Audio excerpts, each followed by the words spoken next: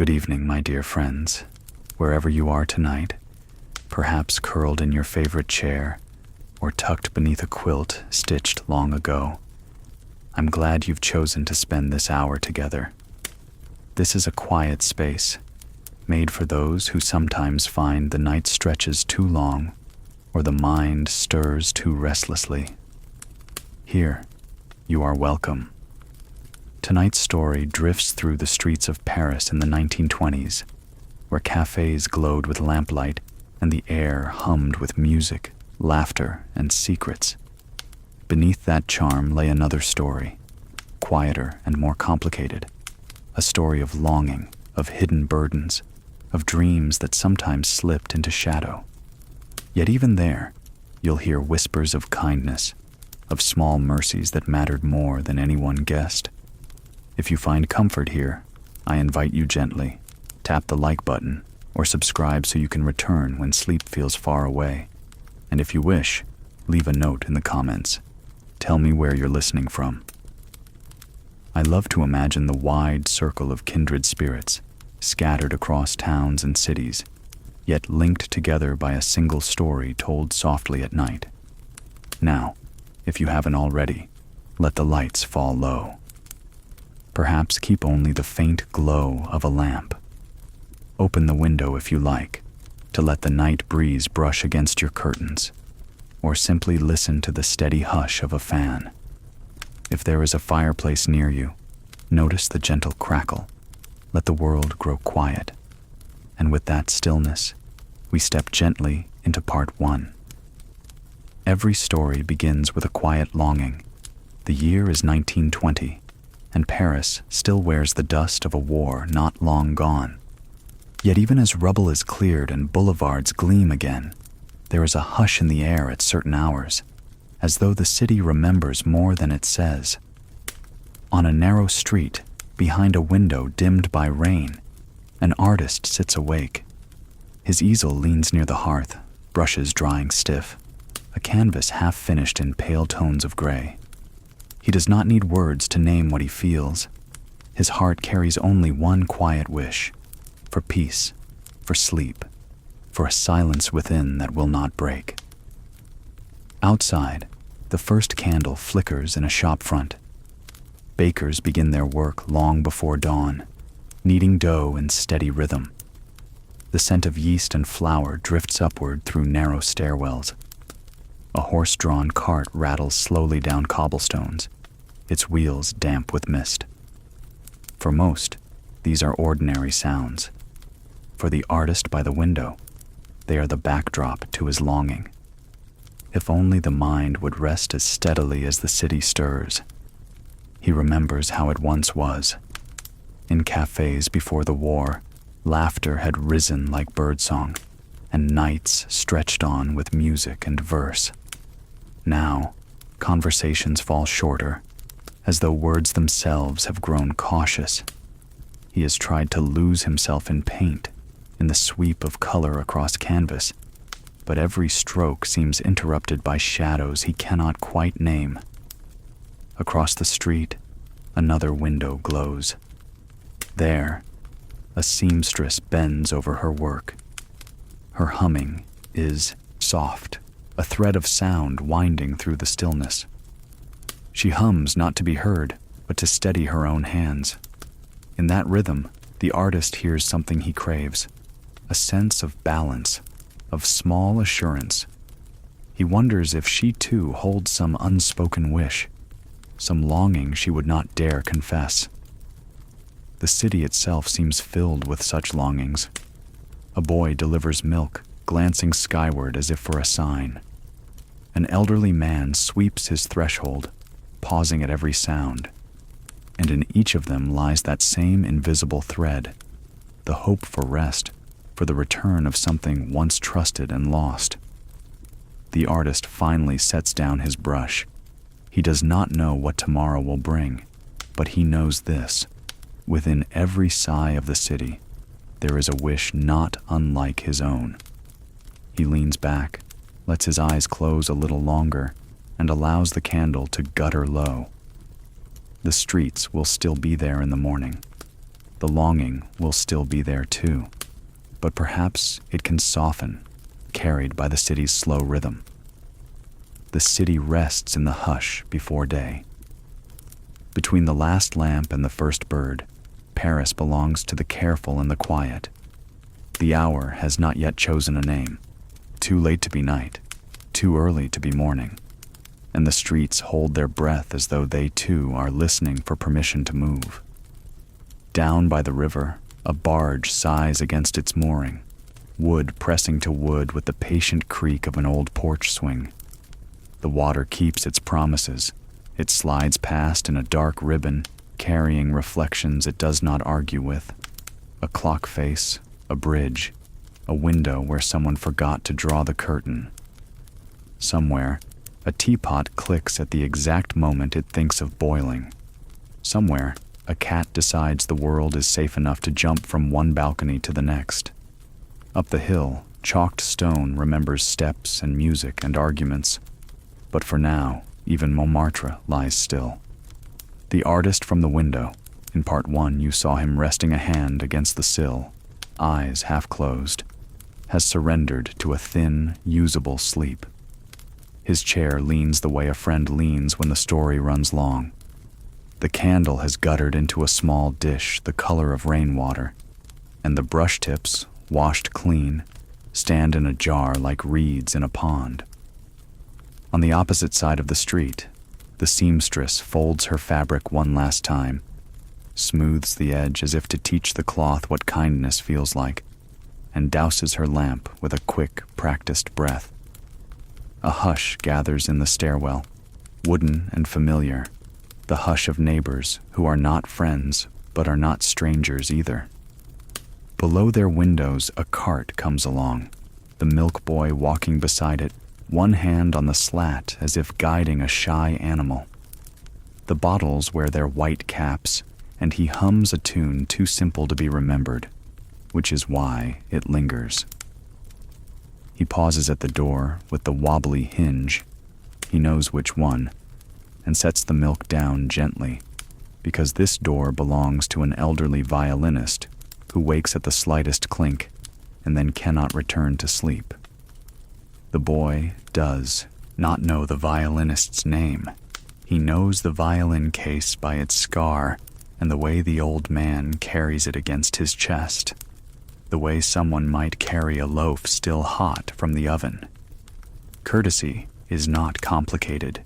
It is the handling of small noises as if they were wild birds you might tame. Farther along, a bookseller unlatches his stall by the river. He is early on purpose, because he likes the part when the covers are still cold to the touch. He pulls a volume from the crate, taps the spine lightly to settle the pages, and then, this is his private ritual, he presses it to his cheek as if to test the weather inside. In another box, wrapped in brown paper, lies a stack of newspapers not yet unfolded. The headlines can wait. Paper has time for everything. He tucks a sprig of lavender under the twine on one bundle, a habit no one has asked him to explain. At the corner cafe, the door opens sideways with a whisper. The proprietor, a woman with hair the color of roasted chestnuts, lights one lamp, then thinks better of it, and lights two. She runs a thumb along the brass rail until the metal remembers its shine. In the kitchen, a pot meets the stove and accepts it without complaint. She counts sugar packets the way some people count blessings, quietly, not out loud. One for the printer who drinks too much coffee and not enough water. One for the tailor who pretends not to like sweets. One for the young woman who never finishes a cup but always warms her hands around it. On the back shelf, there is a ledger with a cracked spine. Her fingers hover above it and then pass on. The numbers will add up in the morning or they won't. Either way, the door must open, because the city needs a place to sit before it remembers how to stand. In the rooms above, daylight takes a practice breath. The color at the window shifts from slate to pearl, and objects begin to admit their names. A chair ceases to be simply dark and resumes being oak. A coat on a peg remembers it is blue. The seamstress, not yet asleep, hears the two-penny clock strike a small and apologetic hour, as though it wishes to keep time without waking anyone. She lets her eyes close, not to escape the day, but to arrive at it sooner, by a kinder road. In her dreams, pins stand up from the cushion like a field of thin silver saplings. They do not prick. They hold. She walks between them without disturbing a leaf. Near the market halls, the first crates arrive, easy to recognize by their talkative nails. Men step down from lorries in the soft-shouldered way of people who have taught their bodies not to shout. They stack cabbages with the same respect a librarian uses for volumes in a series. A woman in a felt hat arranges pears in a pyramid so steady it seems to balance the hour itself. Fog touches everything, and then moves on, an old aunt checking the doors. Someone laughs, not because there is a joke, but because it is permissible. There are minutes on either side of dawn that forgive laughter for coming too early. The church nearby understands mornings. It keeps its bell rope ready, not taut but attentive. A sacristan yawns into his sleeve, lights 2 stubby candles, and replaces a third because it has stooped too low. He notices a note tucked under the edge of the hymn book, folded once, then twice, and thinking it is a request for prayers, slips it into his pocket to read later. He will find, in time, that it is only a list of groceries someone dared not forget, for now he wears it like an assignment, and his steps grow a shade more careful. Purpose is often borrowed in this way, without harm. Down an alley so narrow the sky becomes a ribbon, a small delivery van stops beside a door with ironwork like lace. The driver, square-shouldered, gently humming, hands over a package with gloved care. The chef who receives it signs his name, not because anyone will check, but because it takes the same amount of time to be honest as to be vague. He lifts the lid of the parcel, inhales, and smiles. Vanilla, sugar, a whisper of lemon. On the bottom of the box, there is a second envelope taped flat, the color of dust. He does not open it. He has learned that some things arrive within other things and prefer to stay arranged that way. He sets the parcel down, begins the day's first custard, and leaves the envelope to consider its choices. On a bench near the bridge, a pair of lovers sits with their shoulders touching and their hands not. They are not yet brave enough to keep what the night gave, nor ready to release it. The woman counts the arches aloud, not to prove anything, but the number of moments left before morning claims them. The man rolls a pebble between his fingers and then, with solemnity that would suit a courtroom, tosses it into the river. Both listen for the plunk and nod as if a verdict has been delivered. It is their ceremony. They have many and intend to add more. The city keeps these ceremonies the way a grandmother keeps buttons in a tin, mismatched and essential. A street sweeper comes along with his broom, humming the same understandable tune as the milk boy, as if the melody belonged to the hour more than to any person. He knows where the leaves gather, which doorstep collects the dust, which eave holds back a reluctant cobweb. At number 11 he pauses, because there is a photograph in the gutter, face down. He considers turning it over, but something in the morning asks for mercy, the mercy of letting some faces remain unknown, and he guides the picture gently into the pan without a glance. Not every story must be told to be respected. At the edge of the square, a cafe violinist tunes his instrument. He plucks the lowest string, frowns as if the sound were a question, and then answers it with a turn of the peg. He has a scar on his left hand in the shape of a comma, which suits him. His life, he says, has been mostly commas, with the occasional sentence when it mattered. He rests the bow on his knee and waits. He does not play for the earliest customers. He plays for the room. When the room is ready, when chairs and tables have decided to be furniture rather than shadows, he will begin with a waltz that imagines itself into the space between footstep and sip. Across the square, the printer unlocks his shop, coughing into a handkerchief he refuses to retire. Ink greets him like a faithful dog, enthusiastic and embarrassing. He pats the press, pats the type drawers, pats his pockets until they remember where the key to the till resides. On his counter lies the proof of a playbill set late last night, a comedy to be performed 3 streets over, by actors who will lend gravity to jokes as if to reassure them they are welcome. In the margin of the proof, someone has left a doodle, a small boat, a large moon, and a house with 7 windows. He decides to let it stay. Audiences like moons. He has data on this. The baker opens his oven door, and the room exhales. He scores each loaf with the practiced tenderness of a parent smoothing a child's hair before school. Steam makes the windows bloom, and he draws a smiley face for the children who will press their noses there at 7. A tiny shock of memory crosses his face. A letter from a cousin, a name he hasn't spoken in years, and then settles. He serves what the day needs: crust, crumb, warmth that doesn't ask questions. Even grief can eat. A policeman walks his beat not like an owner, but like a gardener, bending now and then to set a bottle upright by the curb so no one will trip, straightening a poster because the hero's face has slid sideways. He nods to the cafe woman, who has placed 3 cups on the counter, one for whoever sits first, one for whoever lingers, one for whoever meant to go straight home but didn't. The policeman does not take coffee yet. He saves his first cup for the hour when the city starts talking all at once.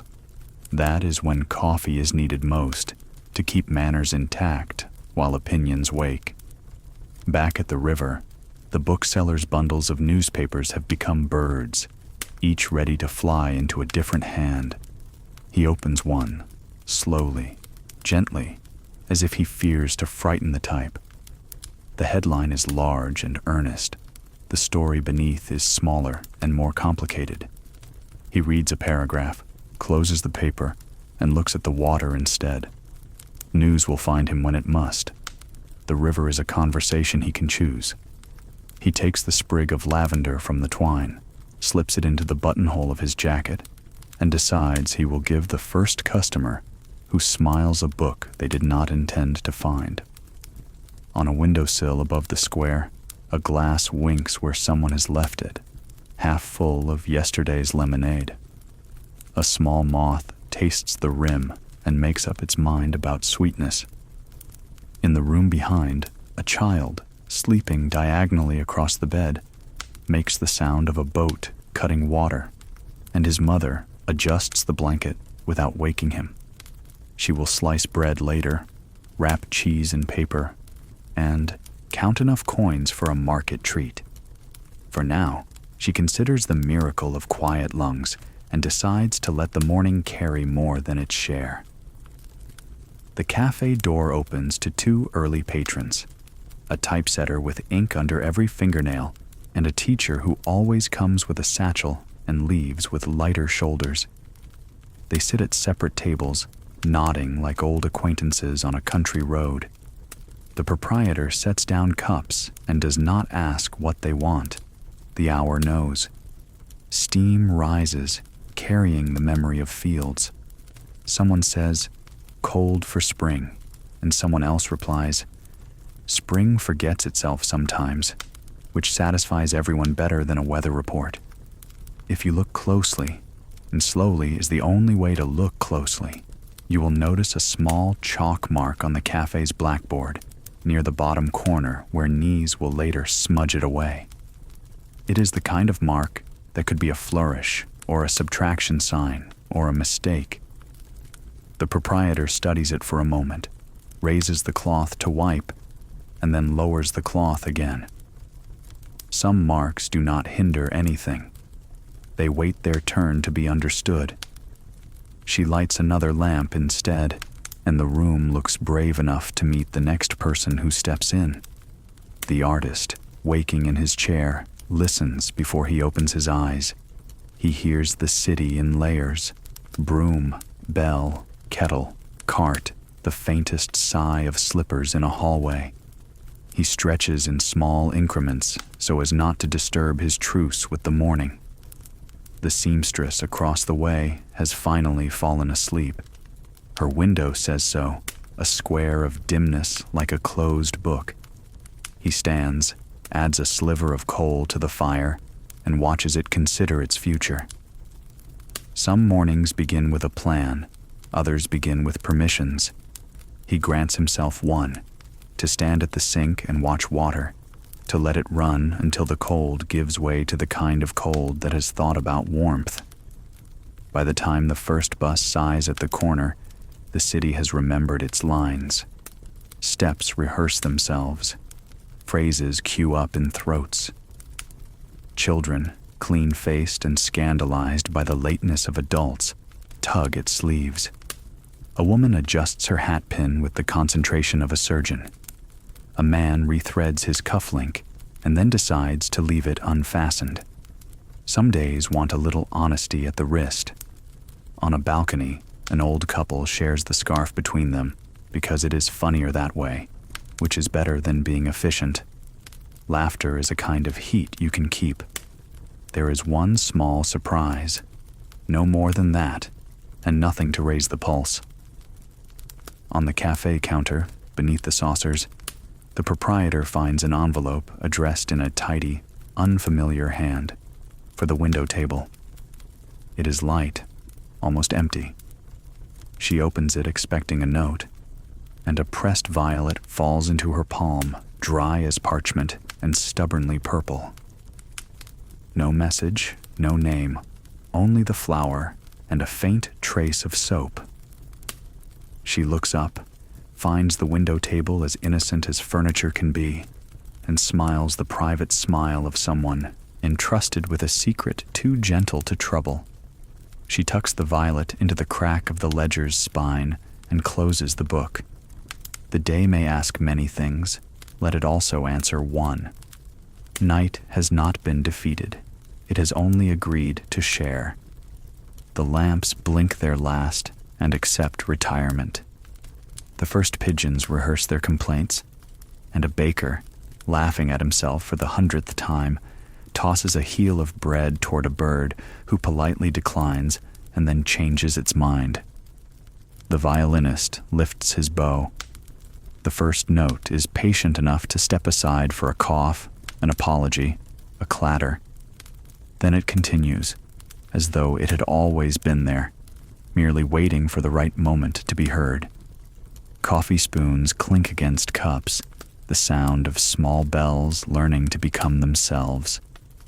If you were to walk the length of the quay now, you would see 100 private plays, each with its single prop: a scarf, a book, an umbrella, a loaf, a bouquet small enough to hide in a pocket. The city is full of proofs that life wishes to be forgiven for its noise. In a doorway, a tailor chalks a line on wool as straight as prayer. At a window, a painter reconsiders gray and finds a warmer gray inside it. On a stoop, a girl ties her shoe and lets the bow be imperfect because haste has its own elegance. In the mirror of a barber's shop, a man touches his jaw, not yet ready to sit, and in that stalling sees his father's face and nods to it as if to say, "I know." What began as stillness has not become commotion.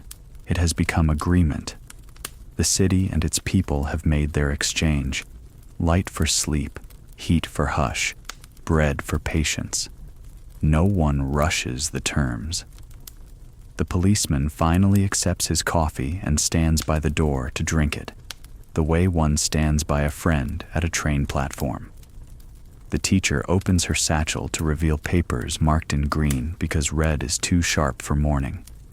The typesetter rubs his thumb and forefinger together, smudging the ink into something like a blessing.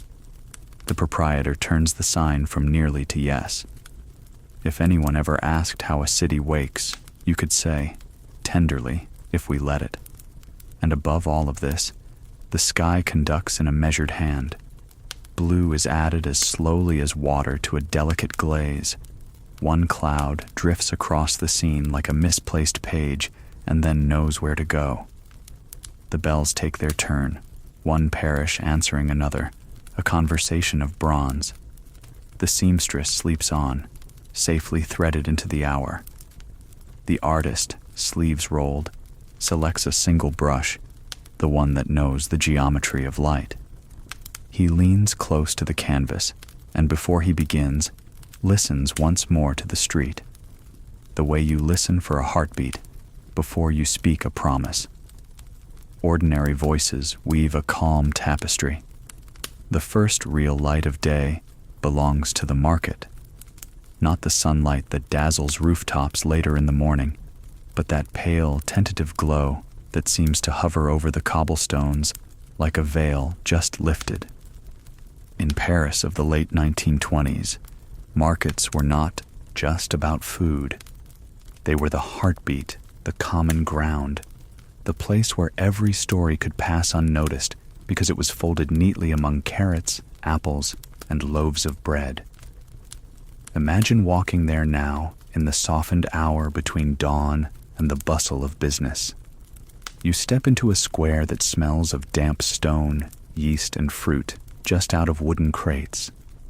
Someone has set up baskets of onions so carefully that they resemble small domes, each one shining faintly with dew. A cluster of pears stacked in the old way, largest at the bottom, smallest on top, catches a shy corner of light, and for a moment they look like lanterns left on overnight. Voices arrive slowly, not the hurried exchanges of later hours, but a murmur, gentle and low, as if the market itself is reluctant to disturb the stillness.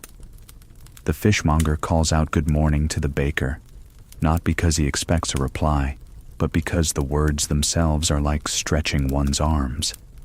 The baker, with flour still tucked in the folds of his sleeves, lifts a hand without pausing from tying string around a loaf. Across the way, a woman with a felt hat adjusts her stall of apples, tapping each one softly with her knuckle to hear its firmness. She is humming something, a lullaby, or maybe only a rhythm that helps her hands move. Children appear in these markets earlier than one might expect.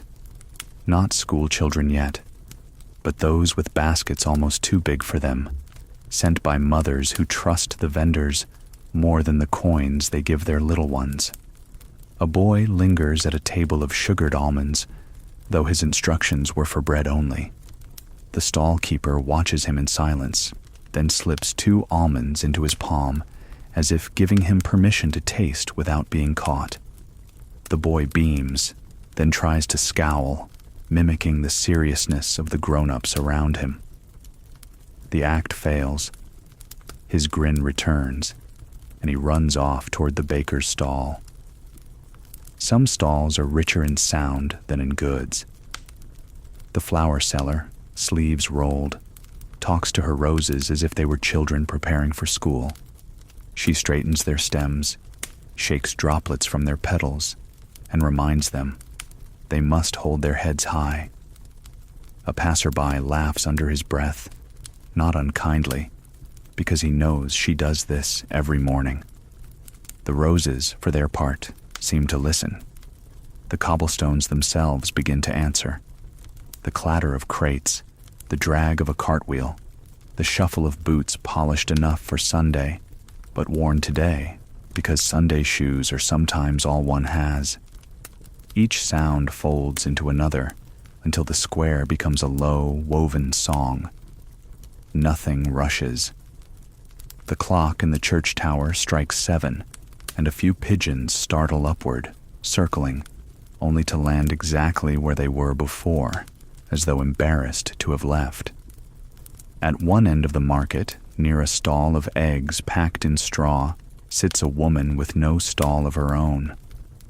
She carries a basket lined with cloth, and in it are 2 loaves she baked herself. They are plain, smaller than the baker's round loaves, yet she places them before her with pride. People know her here. They stop, not always to buy, but to greet her, to share news of a cousin or a neighbor. She sells 1 loaf before the hour is gone, and she sits straighter for it. To some, a loaf is just bread. To her, it is proof of belonging. Beside her, a fiddler leans against a post, playing so softly it seems he is tuning rather than performing. His bow scrapes and sighs, and the notes float above the smell of onions and fish, mingling with the chatter. A woman buying carrots pauses to listen. She closes her eyes for just a second, long enough to let the tune settle, before she moves on. That is how music works in a morning market, not as a concert, but as a pause offered like a handrail. The gossip of the market is gentle, rarely barbed. A butcher tells of his niece learning to read. A laundress mentions the stubbornness of this year's stains. A schoolteacher buys cheese and wonders aloud if spring will bring fewer colds to her students. Everyone adds their thread, and the tapestry holds. In one corner, a foreigner stands, notebook in hand. He sketches quickly, eyes darting from stall to stall, trying to capture the rhythm. Some see him and smile politely. One vendor jokes, "Be sure you draw me younger." And laughter ripples out, easy and brief. The man blushes, but keeps drawing. He will leave Paris in weeks, yet this market will stay in his notebook, carried across seas as proof that mornings can be soft and generous, even in a city still nursing scars. Not all moments are sweet. A crate tips over, spilling potatoes across the stones. The vendor groans, begins to gather them, and before long, a dozen hands have joined. Children chase the rolling potatoes. Adults kneel to steady the crate, and within minutes, the mishap has become a scene of laughter. A woman straightens, dusts her knees, and remarks, "Even accidents make a stew," and everyone chuckles as though she has spoken a proverb. Above, shutters open. Housewives lean out, calling down reminders, scolding children, tossing coins wrapped in cloth for the vendors to catch. The coins land with soft clinks, are unwrapped, and replaced by onions or bread tossed upward in return. The exchange is smooth, practiced, as if rehearsed for years. It is theater without an audience, yet every participant knows their lines. The sun finally rises high enough to warm the stones. Light touches the pears, the onions, the roses, and everything looks as though it has been polished. The market, once a hush, now hums. And yet beneath the hum, the murmur remains. That quiet undercurrent of greetings, of kindnesses, of small promises kept, it threads through every stall, every crate, every step on the cobbles. If you linger long enough, you see it clearly. This is not simply commerce. It is memory being written softly, in voices too low to startle, in gestures so ordinary they escape notice. Later, the city will be loud, impatient, full of headlines and debates. But in this hour, before it all rushes in, the market writes its own gentle story. One loaf, one pear, one note of fiddle at a time. Gentle notes drift through narrow streets. Evening in Paris does not arrive suddenly. It glides in as if it has learned courtesy. The day softens its voice first, letting the rattle of carts and the bustle of markets ebb into a gentler rhythm. Shopkeepers draw their shutters halfway, neither open nor closed, signaling to neighbors that business can pause for conversation. Lamps wait patiently, then blink awake one by one, each halo spreading across damp cobblestones. And somewhere, Not in one place, but many. Music begins to thread itself through the air. The cafes are the first to hear it. A violin bow touches strings at a corner table. So lightly, it seems the player is coaxing a secret rather than performing. The notes float upward, brushing against the smoke curling from a patron's cigarette, and then slip out through the open door to wander the street. People passing pause. Not all, not even most, but enough, and smile without meaning to. The music is not loud. It never needs to be. It is the kind of melody that asks nothing more than a moment's attention, rewarding listeners with calm as gentle as twilight itself. In Montmartre, the steps of Sacré-Cœur echo with another tune. A guitarist sits with his back against the stone wall, fingers working lazily across the frets. His hat lies on the ground before him, collecting coins that clink with the same rhythm as his chords. Couples climbing the steps stop to lean against the balustrade, their shadows stretching long across the square. The music gives them an excuse not to speak, to linger in silence together, letting the chords do the talking. For many, that silence is worth more than the song. Inside the cafes, the conversations grow warmer under the cover of melody. Two poets debate the meaning of truth, while the clarinetist in the corner stretches notes like silk. A painter traces lines on his napkin, inspired not by the subject, but by the sound. Even the waiters move differently, steps timed unconsciously to the rhythm, trays balanced with the grace of dancers. If you listen closely, you can hear the entire cafe breathing in time with the music, like a single body finding its heartbeat. The city's musicians know their power is not in volume, but in presence. An accordion wheezes near the riverbank, weaving laughter into its notes. Children chase each other in circles, clapping out of time but perfectly in spirit. An old woman with a scarf tied under her chin nods along, her foot tapping against the cobbles. She has heard this tune before, many times, in years when the city was younger and war was not yet a shadow. She hums softly, adding her own thread to the tapestry of sound. Elsewhere, in a quiet salon behind heavy curtains, a pianist begins. The keys answer like raindrops, steady and sure. A handful of listeners sit in armchairs, their glasses reflecting the lamplight. The room is private, but the music does not stay within its walls. It slips through the cracks, joins the chorus outside, and mingles with the hum of the streets. In Paris, no note belongs to one place alone. Every sound becomes part of the evening's wide orchestra. And yet, behind the beauty, there is something unspoken. The violinist at the cafe plays with a little too much fervor on certain notes, as though insisting on being heard. The guitarist on the steps lets a minor chord linger longer than it should, casting a faint shadow across his smile. Even the pianist, steady and precise, occasionally presses harder than the score requires, leaving a note trembling with emotion too heavy to name. The music, lovely as it is, carries echoes of longing, of sorrow folded carefully beneath the melody. Listeners hear it without admitting it. They sip their wine, they laugh, but their hearts feel the weight nonetheless. Streetlights flicker on, one after another, until the city wears a necklace of gold. Under their glow, musicians take their places like actors in a play. Each corner has its theme, each street its refrain. The laughter of cafes blends with the chords of guitars, the hum of voices with the steady rhythm of shoes on stone.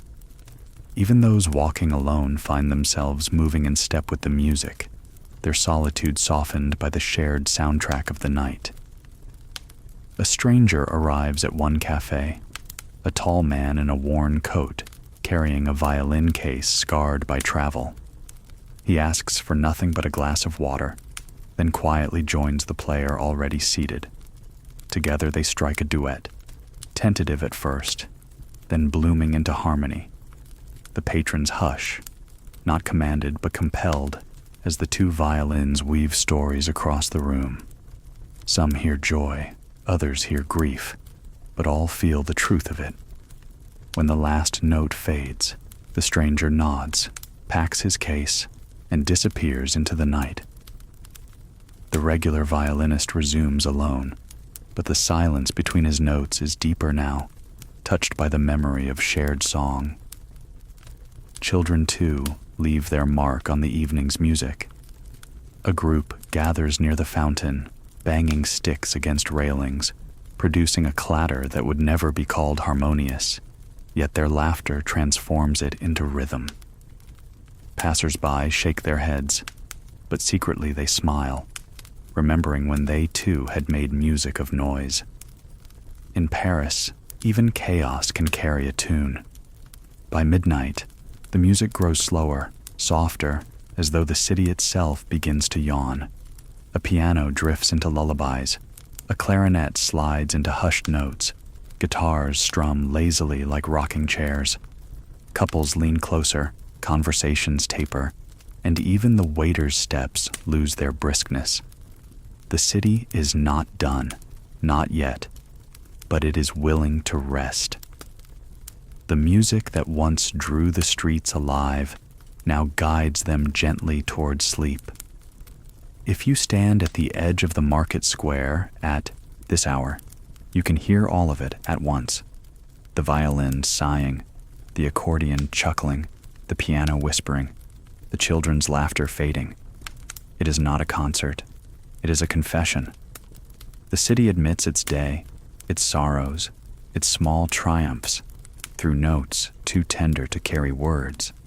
And in that admission lies comfort. For what is music, if not the heart daring to speak without the burden of sentences? In a final cafe, the violinist sets down his bow. The guitarist strums once more, then lets the chord hang in the air, unfinished, as though leaving a door ajar. The pianist closes the lid, his reflection still shimmering in the polished wood. Patrons rise, chairs scrape, coins clink, and one by one, the listeners step back into the night. But they carry the music with them, in their steps, in their sighs, in the way they hold one another's hands more tightly on the walk home. And Paris, lit by 1,000 lamps, exhales. Its streets, filled with music only minutes ago, now hum with the afterglow of melody. Somewhere, a violin rests in its case, a guitar leans against a chair, and a piano sleeps beneath its cover. But the notes do not vanish. They linger in the stone, in the air, in the hearts of those who heard them. They will return tomorrow, as they always do, to weave another tapestry of sound, to remind the city that beauty still lives between dusk and dawn. Some silences weigh heavier than sound. The war had ended nearly a decade earlier, yet its shadow lingered in every stone, in every quiet glance exchanged across Parisian streets. To the young, the conflict was already history, spoken of in textbooks and recalled in parades. But to those who had lived it, and they were everywhere still, the war clung like smoke that refused to lift, no matter how many windows were thrown open. Walk along the boulevards, and you would see it plainly. Men leaned against lampposts with sleeves pinned neatly where arms once were. Others moved on crutches, legs stiff and faces determined, carrying themselves with the dignity of those who had learned to manage pain without complaint. At first glance, they blended into the crowd, their uniforms long since replaced by suits or work clothes. Yet even in silence, their bodies spoke of battles that had left no corner of Europe untouched. Cafes bustled, yet when a certain tune drifted from the gramophone, one of the marching songs, the chatter faltered. For a heartbeat, The air grew tight. Glasses paused midway to lips, eyes lowered, and in that pause one could feel memories pressing close. Then, as if by pact, someone laughed a little louder than before, or a waiter clattered a tray, and the moment dissolved back into chatter. But the silence had already spoken. There were women, too, carrying the shadow in ways less visible, but no less deep. Widows who still wore their black veils to Sunday Mass, though the years had passed. Mothers who kept medals in drawers beside photographs, touching them like relics when no one watched. And young women who had been children during the war, now grown and trying to stitch together futures in a city still mending its past. For them, the war was not a chapter closed. It was a thread woven into every decision, every hope. In neighborhoods close to the river, you could hear the shadow in the evenings. Men gathered not for company, but to avoid being alone, playing cards slowly, the silence between their words louder than any laughter. Sometimes, one would tell a story of the front, carefully chosen to be harmless, about the taste of bread, the muddiness of the trenches, the jokes soldiers told to pass time. The men would nod, smile faintly, and then fall silent again. No one needed to mention what had been lost. The silence filled in the rest. Children born after the armistice grew up among these quiet witnesses.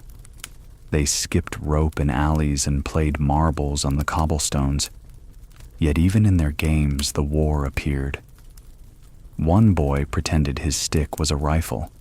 Another built a fort from empty crates. Mothers frowned, called them inside, but the images had seeped too deeply into the city. War, even unspoken, had become part of childhood's vocabulary. Artists wrestled with the shadow most visibly. Painters abandoned bright colors, reaching instead for muted tones that seemed to echo the fog of memory. Writers filled pages with characters who searched for meaning in small things: a cup of coffee, a train whistle, the kindness of a stranger. Musicians composed works where melodies stumbled deliberately, refusing resolution, as if to remind listeners that not all wounds could be healed neatly.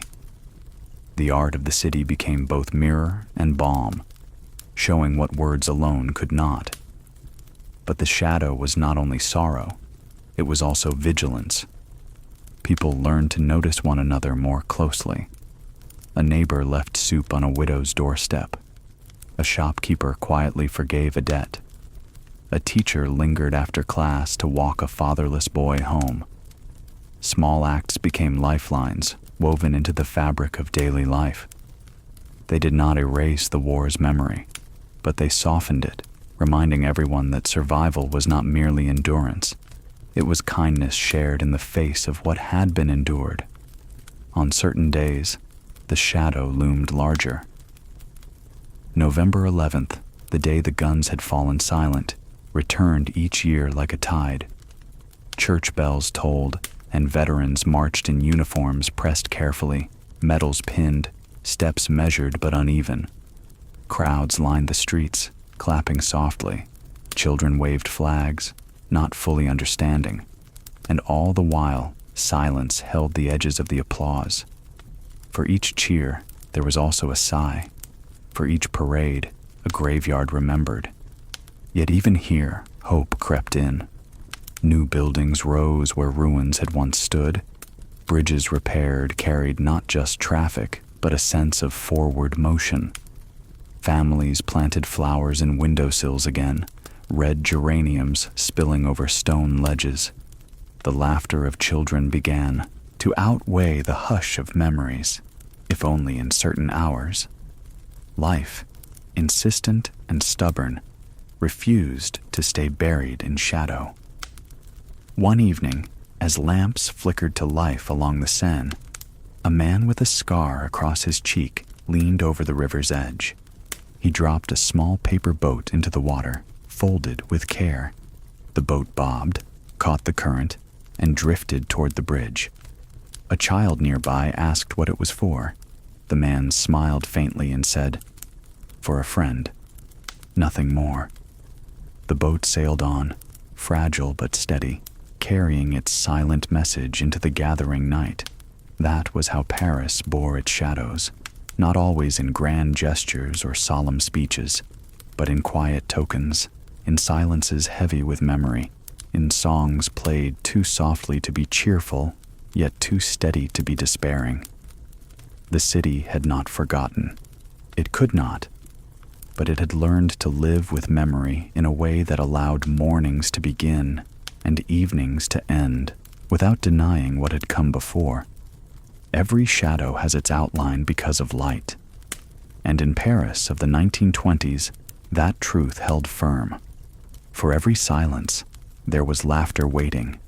For every absence, a presence offered. The city did not erase its wounds, but neither did it allow them to define every step. It carried them, slowly, carefully, with dignity, into a future that would always remember. Not every burden can be spoken aloud. In the Café Glace at dusk, the city arranges a quiet collage, lamplight bending into ovals, hats passing like small moons, rain collecting at the awning's edge and choosing its moment to fall. When you first look, you only see the room behind you, tables set square to their shadows, spoons resting like silver commas, the proprietor's ledger closed with its neat elastic. But stare a heartbeat longer, and another picture comes forward. The street, the faces, the evening studying itself. Reflections have patience the way old friends have patience. They wait until you are ready to see what is already there. At the window table sits a woman with a scarf tied carefully at her throat.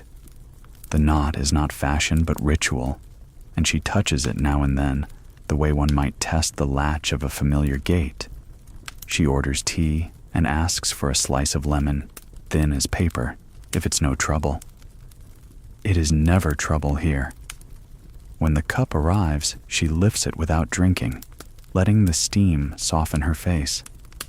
In the glass, she can just make out the outline of a child skipping past, a ribbon bouncing like a punctuation mark. The woman smiles at the sight, and then, as if the smile had reminded her of something heavy, she sets the cup down very gently, careful not to ring the saucer like a bell. Across from her, two young men share a chessboard whose pieces have seen better afternoons. They move slowly, not because the game is difficult, but because conversation has found a speed that suits it. Each time a pawn advances, one of them says, "Perhaps," and the other replies, "Perhaps not." And somehow that is enough strategy for both. The older waiter, who has given up pretending not to watch, tips the board half an inch to level the world and returns to polishing a spoon so earnestly you would think he had been hired by the reflection rather than the room. Near the door, the violinist from the square warms his fingers around a cup of cocoa he will never admit is his favorite. There is a nick on the rim, and he aligns it with the scar on his left hand so precisely that the handle points toward the door as if it wished to leave with him. He plays here only when it rains, not for money, but for the company of ceilings. Music, to him, is a roof you can carry. People ask for songs by name. He answers with pieces that have never been named at all. Air stitched to air, until a listener remembers something they did not plan to remember. The proprietor, chestnut hair, tucked back with two sensible pins, counts the day's coins in a rhythm the ledger has learned to recognize. She stacks them in neat columns and then unstacks them, not to begin again, but to convince the figures that they are companions and not adversaries. Numbers can be taught manners, she believes, if you speak to them softly and wipe the counter before you add. Her ledger keeps pressed within it a single violet, parched, as a small purple star. No name accompanies it, only the faint idea of soap. Still, she cannot bring herself to throw it away. It is a receipt for kindness, not a purchase, and such papers are hard to file. Midway through the room, the teacher from the morning market, the one who marks in green because red is too sharp, has spread her papers out like a fan. She reviews a child's essay about the moon. The moon is a plate for owls. The moon is a coin we forgot to spend. The moon is a window for sailors. The teacher circles nothing, writes no corrections. She adds in the margin, keep looking up. Outside, in the glass, a real moon rehearses the exact same advice. Some lessons are easier at night. By the coat stand, the policeman drinks the day's first coffee at last. He has a way of standing that makes the door seem like a person he's escorting home. When he removes his hat, he becomes someone else entirely. A man with hair gone silver at the temples and a smile meant for mischief that has had to settle for kindness. He keeps a list folded in his wallet, not of crimes, but of courtesies owed. A borrowed book to return. A promise to ask after Madame Lefebvre's cat.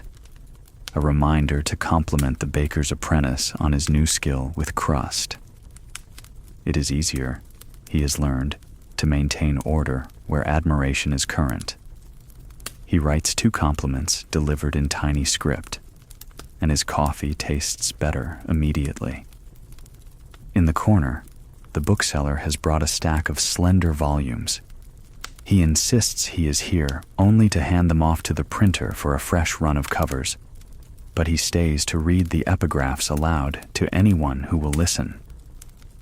I only memorize the beginnings, he admits, tapping the page. I like the feeling that the rest can still surprise me. The printer laughs because he is guilty of the opposite. He reads endings first, not out of impatience, but to ensure the journey is worth the shoes. Between them sits a gap just large enough for friendship to cross twice a week. Outside, rain threads the street in even stitches. In the glass, droplets race each other, pausing at flaws you never noticed until water named them. The reflection lifts and dips with each passerby, a choreography of umbrellas. Some umbrellas have the character of tents, serious, enduring. Others behave like hats that grew ambitions. In the blur, familiar faces become anonymous, and strangers turn known. How honest a portrait the window can make when it refuses to keep edges sharp. A man enters with a bouquet wrapped in yesterday's news. He lays the flowers on the counter, asks for a cup, and reads the headline on the paper cone with the expression of a person overhearing his own name spoken in another room. He is not hiding. He is postponing. The proprietor notices and suggests a saucer for the stems, which is to say, you may take your time. Later, after he is paid and gone, someone will remark that peonies look like applause a plant gives itself. The reflection will agree, nodding twice for emphasis. At the far table by the radiator, a postal clerk chews thoughtfully on a pencil that never seems to lose its point. He carries with him the day's unsent letters, the ones their writers could not decide to mail, and he reads each address as carefully as if it were a poem. He has learned to recognize the weight of an apology, the breathlessness of a confession, the sturdy gait of a bill. He does not break seals. He weighs hope in his palm. If anyone asks about his work, he says, I deliver what is ready to arrive. The rest he leaves with the coffee smell to ripen. There is a moment most evenings when the cafe becomes a cradle. Chairs scoot closer by instinct, the room's pitch lowers, and the ice in glasses forgets to clink. No one commands it, the hour decides. And in that hush, the hidden weights become visible to those who know how to look, not as drama or declaration, but as posture. Pause. A cup held with two hands when one would do. A widow warms her fingers around steam as if borrowing courage. A student counts coins twice, then orders once, all pride arranged in exact change. The waiter places an extra piece of bread on the saucer and pretends not to know he has done it. The humor here is gentle, the kind that saves rather than scalds. When a gentleman drops his monocle into his soup, the violinist raises one note as if applauding the stunt. The gentleman retrieves the lens with a flourish, bows to the broth, and the room grins the way people do when life has agreed to be less serious for 12 seconds. Even the ledger looks pleased, its elastic relaxing a notch. Now and then a small, uninvited plot knocks at the door, nothing loud, merely insistent. Tonight, it arrives in the pocket of the typesetter, who produces, with theatrical secrecy, a single playing card creased along the edge, the Queen of Hearts missing half her crown. "Found her in the gutter," he says, and leaves the card on the windowsill as if the city might come back to claim its mislaid royalty. By closing time, the card will have collected 3 theories, 2 jokes, and 1 short, excellent poem in pencil on its back, which the cafe will adopt as a house blessing. Be kind to what the rain returns. Every so often, the proprietor steps to the glass and looks not at herself, but at what the window has borrowed. The street as a watercolor, the clouds trimmed to fit the frame, the far-off bell tower practicing discretion. She touches the violet in the ledger without opening it and checks the hooks beneath the counter where umbrellas rest like patient storks. She knows the regular burdens by now. Who sits with grief? Who sits with bills? Who sits with nothing in particular except the wish to sit where the light falls kindly? Her gift is never to force a confession. She sets down warmth and lets people decide what it is for. The cafe's clock is not fast, not slow, but forgiving. It permits an extra minute to anyone who needs it and charges no interest on borrowed quiet. Near 11, a soldier once came in still wearing the habit of standing too straight even in a chair. He ordered water and left the glass untouched. The proprietor, learning from the reflection more than from his face, brought a slice of cake with no price. He nodded, carried it home under the umbrella of his hat, and later sent a postcard addressed to the table by the window. It said only, "I slept." The ledger keeps that too.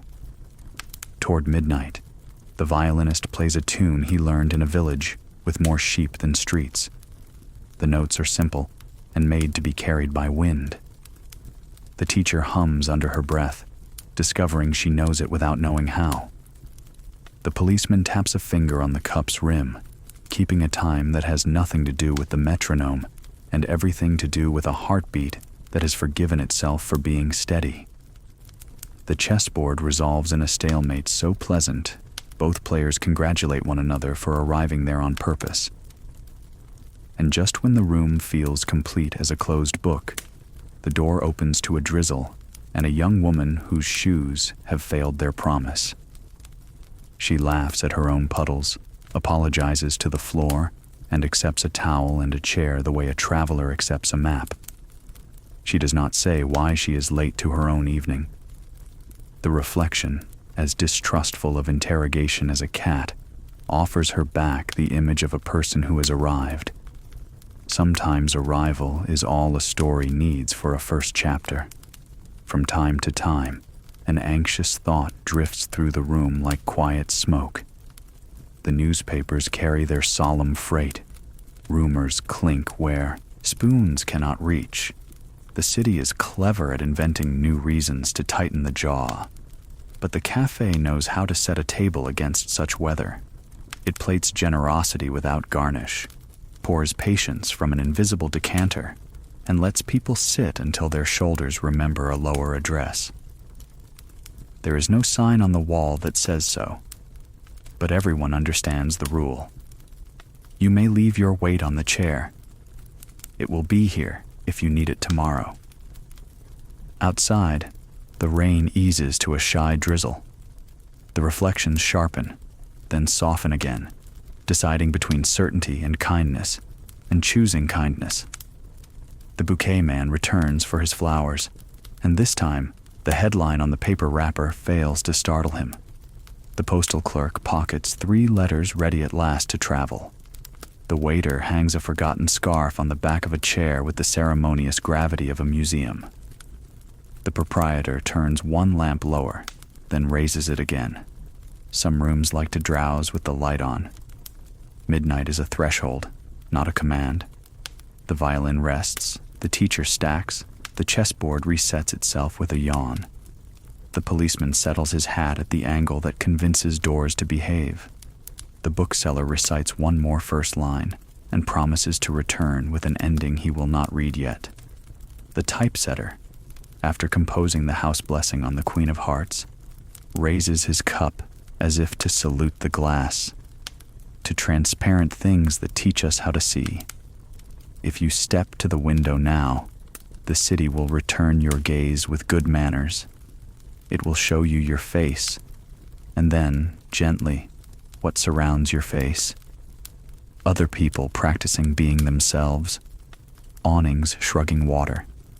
A cat deciding the hour is trustworthy. Your own reflection will look less stern than you feared. You may notice, with surprise soft as down, that you are carrying less than you arrived with. Rooms can do that when their furniture has learned to listen. The proprietor flips the sign to its evening word, which is not closed but resting. She smooths the ledger's string, presses the violet once without meaning to, and thanks the clock for its patience. Chairs stand on tables like flamingos sleeping.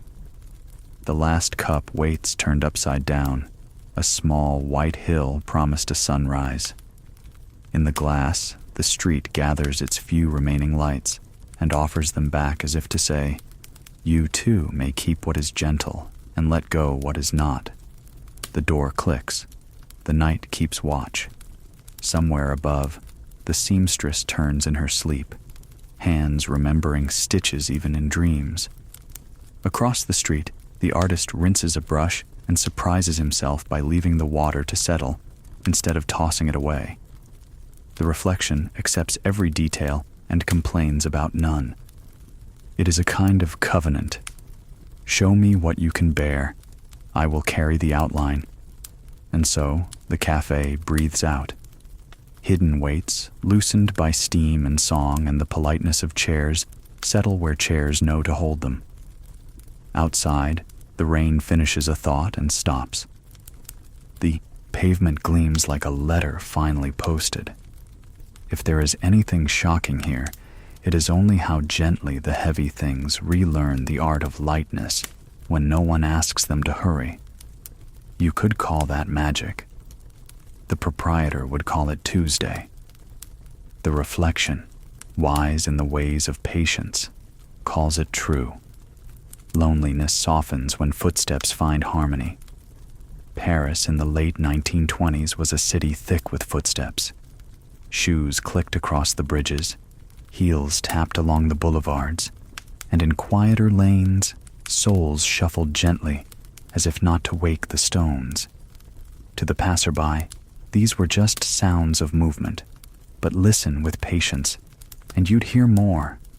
The steady rhythm of companionship, faint but true, echoing between strangers, neighbors, and those who carried no name but the comfort of presence.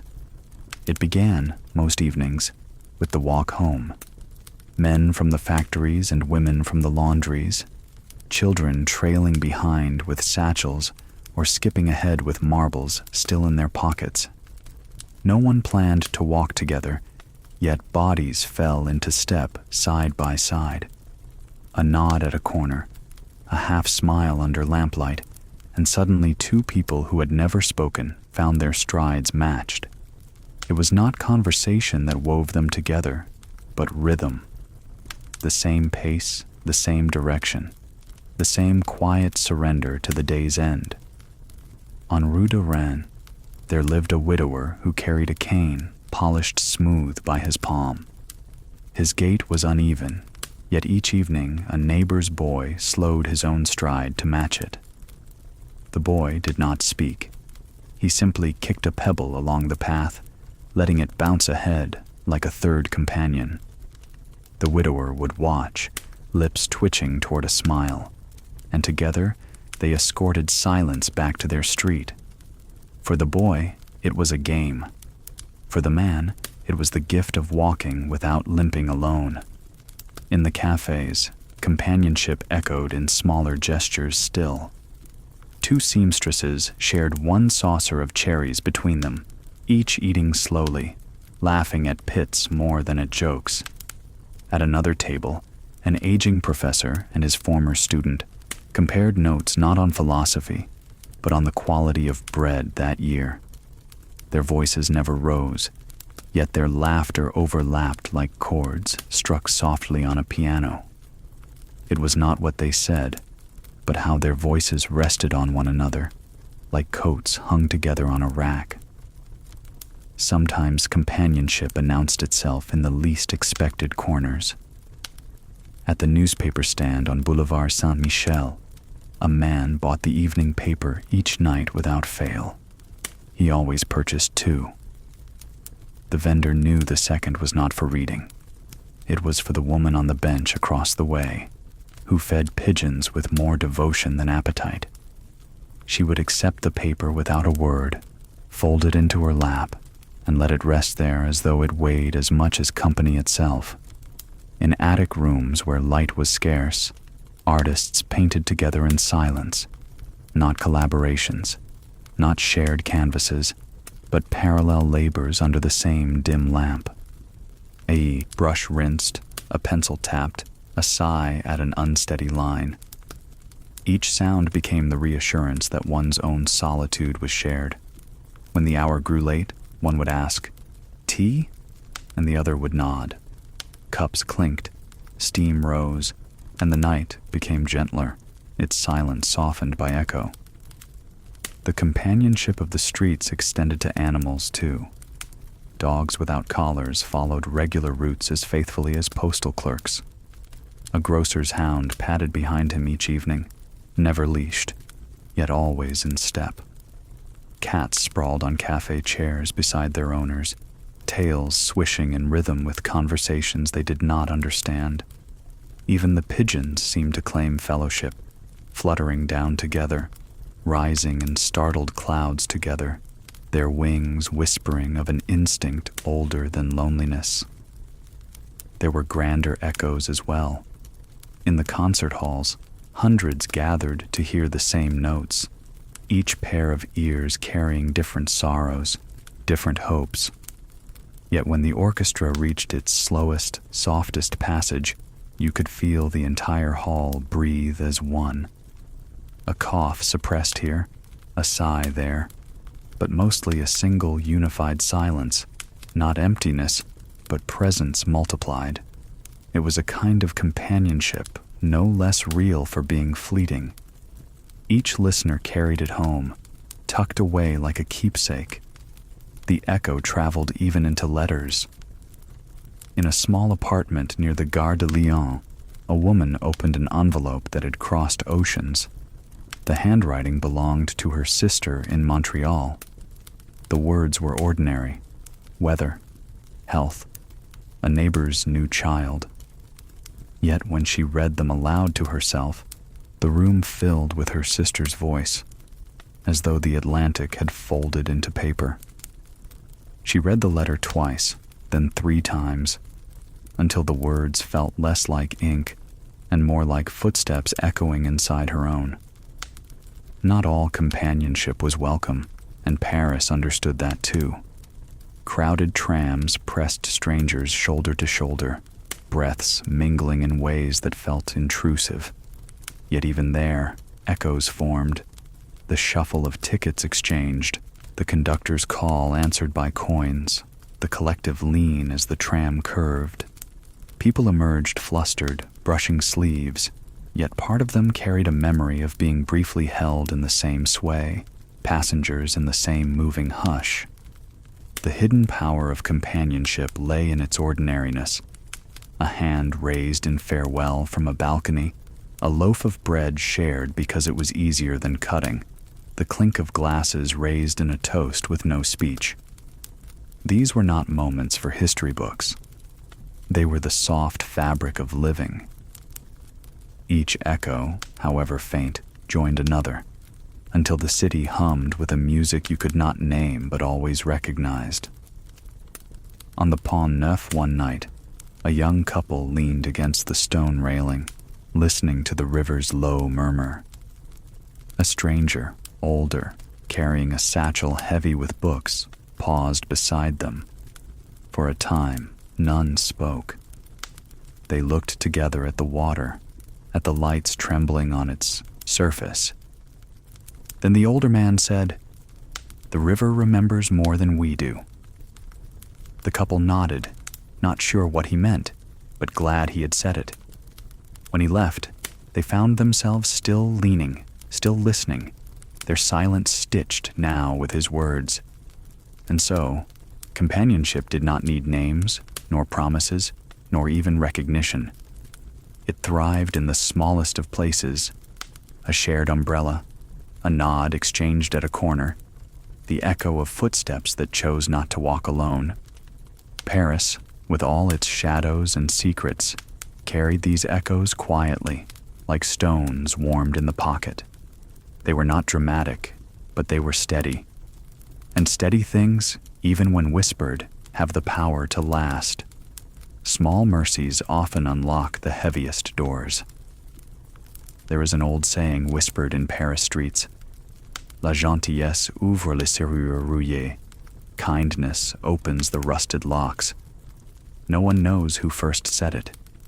Perhaps a grandmother with hands softened by bread dough, or a schoolteacher trying to soothe a restless child. But in the late 1920s, when shadows of loss still lay long over the city, the phrase found new life. Paris was learning again and again that the smallest act, a glance, a loaf, a gesture, could turn the key to a door otherwise sealed shut by sorrow. One of those doors belonged to the seamstress who lived above the Rue des Martyrs. Her window always showed light, late into the night, needles flashing like tiny stars against the gloom. She rarely spoke, not out of unkindness, but because she carried her life in silence. Then, one winter's morning, the baker across the street left a baguette at her door with a note that said only, "A new recipe. Tell me what you think." She did not reply in words, but the next evening, a handkerchief embroidered with a single ear of wheat appeared on his counter. No money was exchanged, yet a lock had turned, a friendship opened. The bread became a ritual, and the embroidery a language of its own.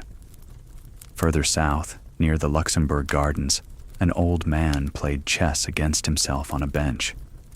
Children giggled at the sight, one side of the board forever outsmarting the other. But he persisted, brow furrowed, moving white, then black, then white again. One day, a girl of 10 paused, clutching her satchel, and asked if she could play. He looked startled, then relieved. She lost in 7 moves, but laughed as if she had won. The next day, she returned. Soon, the bench was rarely empty, and the old man's games were no longer lonely. The kindness of a child had found the right key. Sometimes the key was as small as noticing. A tram conductor, gruff by habit, had a passenger he recognized each morning. A woman with tired eyes, always holding her coat too tightly closed. One day, as she boarded, the conductor pulled the cord gently and stopped the tram a moment longer than usual. "You dropped something," he said, pointing not to the ground, but to her loosened scarf. She adjusted it, startled, and for the first time in months, smiled faintly. From then on, he made sure the tram never lurched forward until she had found her seat. The passengers never knew, but the woman did. A lock within her, stiff with rust, had shifted. There were keys of kindness in the markets, too. The flower seller who slipped an extra bloom into a widow's bundle, pretending it was a mistake. The fishmonger who taught a boy to gut a fish though he hadn't asked, saying, "This way, you'll never go hungry." The grocer who let children weigh pears on the scale, indulging their fascination with numbers. These were not gifts large enough to be recorded, but they lingered in memory like tiny chimes heard long after the bell has stopped ringing. One of the most remarkable examples came from a music hall in Montparnasse. The pianist, a man with wrists as delicate as porcelain, played nightly for crowds more interested in laughter than melody. Yet after the hall closed, he would linger to play a soft nocturne for the cleaning woman, who moved her broom in time with his notes. She never asked, and he never spoke of it. But once, when illness kept him from playing, she left a folded note on the piano. "Your music dusts the room faster than I can." When he returned, his first song was gentler, written for her alone. War veterans knew the weight of rusted locks most of all. Many carried wounds that no physician could bandage. Yet on Sunday mornings, in the cafes, they greeted each other with nods as steady as salutes. One man always paid for another's coffee without letting him notice. The waiter conspired in the ruse. Another insisted on carrying parcels for a comrade who had only one hand, though the parcels were hardly heavy. These gestures were not about charity. They were about dignity. Each act was a key that said, "You are still whole. You are still ours." The city itself seemed to understand. Street lamps leaned kindly into narrow alleys, guiding late workers home. Bells rang softer on days of mourning, as though the towers themselves knew how to bow their heads. Even the river Seine had its moments of tenderness, reflecting the moon so fully that sleepless souls felt less alone walking its banks. Nature, too, turned keys without asking for thanks. Of course, kindness was not always recognized at once. Sometimes the door resisted, as if suspicious of mercy. A widow once refused a neighbor's offer of supper 3 nights in a row, fearing pity. On the 4th night, the neighbor left a basket with soup and bread, knocking only once before retreating. The widow ate it, not because she was convinced, but because hunger was louder than pride. Slowly, the ritual grew into trust, and the widow admitted years later that the soup had saved her more than once. Rusty locks, after all, may need time to turn. Perhaps the truest key was patience. In a small classroom, a teacher named Madame Dupont noticed a boy who never spoke. He drew instead. Chalk castles, chalk rivers, chalk faces that looked far older than his own. Rather than scold him, she allowed the drawings, slipping small notes beneath his paper. "Well done. Very brave. Keep going." One spring morning, the boy spoke aloud for the first time, asking if he could use blue chalk for the river. The other children hardly noticed, but for Madame Dupont, it was the sound of a lock falling open. Years later, the boy would paint for galleries, and in every river he painted, there was always blue chalk hidden somewhere in the current. Kindness had its risks.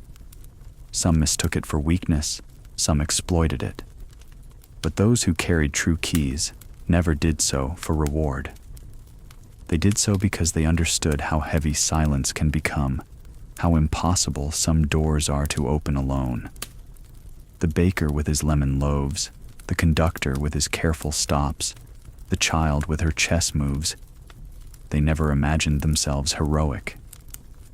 Yet their small acts shifted lives, tilting despair toward hope, loneliness toward fellowship. And so the city, weary yet resilient, kept unlocking itself, not with grand speeches or proclamations, but with gestures so quiet you could miss them if you weren't watching closely. A scarf adjusted, a coin pressed secretly into a palm, a smile offered at the right moment. These were the true architects of healing in a time still recovering from wounds. The rusted locks of sorrow, grief, and silence did not vanish in a single turn. They resisted, creaked, complained, but the keys of kindness kept working, patient as rain on stone. And little by little, doors opened, to light, to company, to the simple relief of knowing one was not alone. Some walls are built without bricks. There are barriers in every city, but not all can be seen. Paris, in the years after the war, carried its own quiet partitions, invisible walls that rose not from stone or iron, but from silence itself. These barriers did not divide neighborhoods with fences. They divided hearts, separating one person's sorrow from another's understanding. And because they were unseen, they were often the hardest to cross. You could sense these walls first in the conversations that never quite began. At a table for four, 3 voices would flow easily, while the 4th sat half a step behind, nodding but offering nothing more. The others did not press. Politeness often works like mortar, strengthening silence rather than breaking it. So the wall stood, tall and unchallenged. A friend would leave the cafe with the taste of loneliness hidden behind a smile, no less alone for the company he had kept.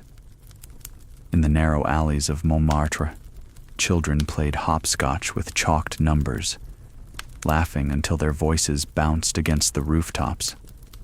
Yet when a boy missing his father's return from war joined them, the laughter softened. The children tried to include him, but his eyes always darted toward the horizon, measuring the chance of an arrival that never came. Their game was his wall, their joy, reminding him of absence.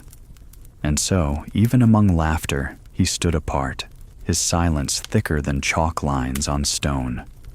The marketplace, too, had its hidden separations. A widow passed the fruit stall each morning, coins in hand, yet always paused before buying. The grocer greeted her kindly, but she hesitated. Her husband had once chosen the apples. Now, each piece of fruit seemed an argument she had no energy to win. The stall was open to all, yet for her it might as well have been behind bars. Invisible barriers can imprison even where doors stand wide. Artists wrestled with walls of another kind. Painters, staring at blank canvases, found themselves halted by memories they dared not paint. Writers left notebooks half-filled, their stories blocked not by lack of words, but by too many unsaid truths. One poet, known for lines that once leapt like fire, fell silent for months. When asked why, he replied simply, "The words won't cross." His friends nodded, recognizing the phrase not as excuse but as diagnosis. The page was not empty, it was barricaded. These silent barriers appeared even in moments meant for closeness. A husband reached for his wife's hand across the table. She allowed it, fingers resting lightly, but her gaze slipped past him, into a corner only she could see. They sat together, their hands touching, yet separated by the weight of unspoken grief. To onlookers, they were united. In truth, a wall stood between them, built not of anger, but of sorrow never shared aloud.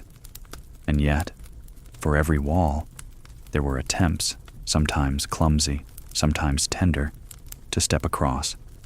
A neighbor lingered longer than necessary on the stairwell, hoping to invite a word. A teacher asked a quiet student to help collect chalk, giving her space to speak if she wished. A pianist played not the loud march requested, but a soft waltz, sensing the crowd needed permission to feel what they could not say. Each act was a hand extended through stone, a test of whether silence would yield. There was a veteran who sat at the edge of the Seine each evening, his cap pulled low, staring at the water. Passers-by left him alone. His solitude looked impenetrable. Then one day, a boy tossed a stick into the river for his dog to fetch. The stick struck the current and spun near the veteran's boots. On impulse, he bent, picked it up, and threw it farther. The dog bounded after it. For the first time in years, the man smiled. The wall cracked. A child and a dog had crossed it without even knowing it was there. Barriers also existed in language. Immigrants arrived, speaking words the city had not yet learned. Their stalls in the markets were avoided at first. Their songs seemed strange, their customs misunderstood. But gradually, a coin placed on a counter, a smile exchanged, a gesture of thanks. These things built bridges where silence had stood. The unfamiliar became familiar, and what had been wall began to turn into doorway. The cafes understood these barriers well. Each night, chairs were filled with people who longed to say more than they could.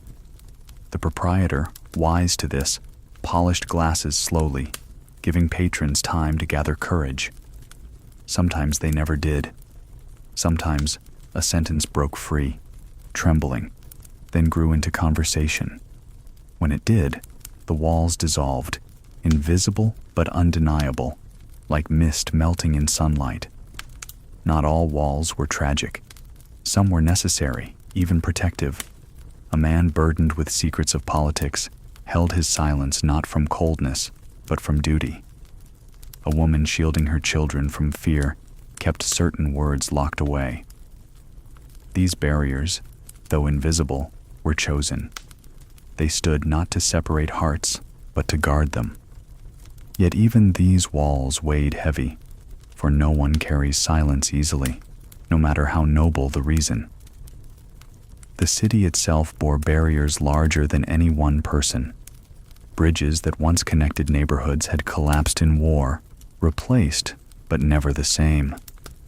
Streets that had been filled with music now hushed at nightfall, as if afraid to remember. Even architecture can hold memory. Even walls of stone can echo silence. But if you looked closely, you saw vines creeping up their sides, children's chalk brightening their bases, posters announcing concerts pasted boldly across their surfaces. Life tested barriers every day, finding cracks, planting color, refusing to let silence reign entirely. What then can dismantle a wall of silence? Rarely force. More often, patience. A friend sitting wordlessly beside another until silence grows less sharp. A loaf of bread shared, the act louder than speech. A song hummed under one's breath, offering company without demand. In these small ways, barriers softened. They did not crumble all at once. They eased, tilted, shifted, until one day a voice passed through that had once been trapped. And so Paris lived with its silent barriers. Some fell quickly, others stood for years. But each reminded the city of a truth as old as its stones. The hardest walls to face are the ones no architect designed. They rise in the heart, in the mind, in the pauses between words. And they fall the same way, quietly, unexpectedly, often by the gentlest of touches. We often see ourselves more clearly in someone else's gaze. In a city like Paris, with its bridges of stone and its mirrors of glass, reflections are everywhere. They gleam in cafe windows. They ripple in the Seine. They shine in polished shoes and brass doorknobs. Yet the most telling mirrors are not of glass or water. They are other people. Again and again, in that decade between wars, Parisians discovered that the truest image of themselves came not from their own reflection, but from the eyes, words, and gestures of those around them. It was not always comfortable. Consider the artist in Montparnasse who painted portraits by lamplight. He prided himself on capturing likeness, yet when his student returned a sketch of him, hastily done in charcoal, he was startled. In the drawing he looked tired, shoulders bent, eyes shadowed. He wanted to protest, to insist the lines were wrong, but when he studied the sketch longer, he realized it was not inaccurate. The mirror of his pupil's gaze had shown a truth he had been unwilling to admit. That evening, he went home, sat by the fire, and for the first time in years, allowed himself to rest. Mirrors appeared in conversations too. At a cafe table on the left bank, a young writer confided to an older professor that she feared her stories were shallow. The professor sipped his coffee, then replied, "You have written yourself into every line. That is not shallow. That is honest." She blushed, half disbelieving, but when she reread her pages later, she recognized herself everywhere. Her longings, her worries, her hope. She had not seen it until someone else held the glass. There was a seamstress on Rue Lepic who stitched clothing for wealthier families. Each garment left her hands plain but strong, designed to last. One day, a child she had never met tugged on her skirt and said, "My coat feels safe because you made it." The seamstress blinked, tears rising before she could stop them. She had thought herself invisible, her work unnoticed, yet here was her reflection, carried in a child's voice. She was not unseen. She was someone who made safety visible. In the marketplace, mirrors arrived in the simplest of ways. A grocer who considered himself gruff overheard two children whisper, "He's kind, you'll see. He always gives extra cherries." The grocer had never thought of himself as kind, only practical. But in that moment, he saw a version of himself he had never claimed, but suddenly wanted to live up to. Sometimes the mirror shows us not what we are, but what we might become. For the war veterans who lingered at cafe tables, mirrors came through comrades. One man carried guilt that he had survived when others had not. He rarely spoke, convinced his silence honored them more than words could. Then, one evening, another veteran leaned across the table and said softly, "You remind me of him." The man, startled, asked who. His friend named a fallen comrade. "The way you tilt your head, the way you laugh. It's him." The silent man wept for the first time in years. He had thought his survival a betrayal. His friend's words turned it into remembrance. He was not only himself, he was a mirror of one who had been lost. Children, too, held up mirrors, often without meaning to. A little girl copied her mother's gestures in a cafe, lifting her cup, setting it down, brushing a crumb from the table. The mother, watching, saw herself not as she imagined, weary, lined, burdened, but as her daughter saw her, graceful, assured, worth imitating. That small mimicry became her mirror, showing her a dignity she had forgotten she possessed. Even strangers could act as mirrors. On the tram one winter morning, a young man helped an elderly woman with her parcels. She thanked him, then remarked, "You walk like a soldier." He had never served. He laughed awkwardly, but later, reflecting on her words, he realized she had seen in him a steadiness he had not recognized. He began to carry himself differently, shoulders back, steps firmer, not from pride, but from wanting to deserve the reflection she had offered. The cafes knew these mirrors well. Patrons came not only for coffee or wine, but for the chance to be seen, not always admired, but acknowledged, mirrored back as real. A man who thought himself dull became a storyteller when others laughed at his anecdotes.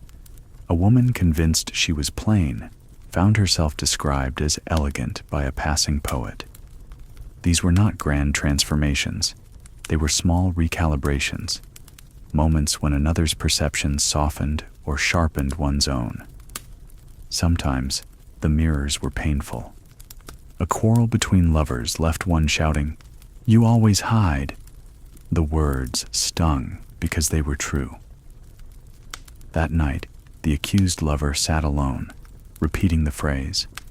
The mirror of anger had shown him something he disliked but needed to see. Days later, he returned, apology on his lips, and admitted the truth. The fight had not broken them. It had polished a mirror that now reflected more honestly. There were mirrors in music, too. In a salon off Rue Saint-Honoré, a pianist played nocturnes for a small gathering. One listener, moved beyond expectation, whispered afterward, "You played the way my heart feels." The pianist smiled faintly, but later confessed to a friend that he had felt empty while performing. The listener's words became his mirror, showing him that even emptiness could speak beauty, that what he thought a flaw could be a gift. The city itself mirrored its people.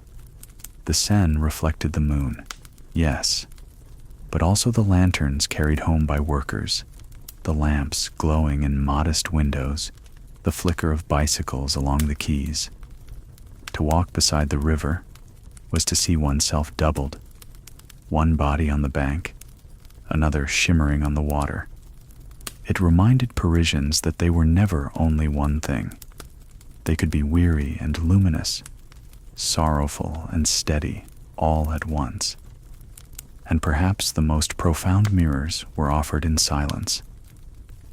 A friend sitting beside another who had lost a loved one, saying nothing, only breathing together. The grieving one looked up and saw her own pain reflected in her friend's eyes, not solved, not erased, but shared. That reflection was enough. Sometimes to be mirrored is not to be changed, but to be accompanied. Paris thrived on such mirrors. They were not always kind, not always flattering, but always real. In them, people recognized pieces of themselves too easily hidden, too often ignored. They saw fatigue and learned to rest. They saw kindness and learned to give more. They saw grief and understood it could be carried without shame. The mirror of another was not about vanity. It was about truth, gently revealed in another's presence. The gentlest voices are often the strongest. Paris in the late 1920s carried many kinds of voices. Some were bold, filling lecture halls and political meetings.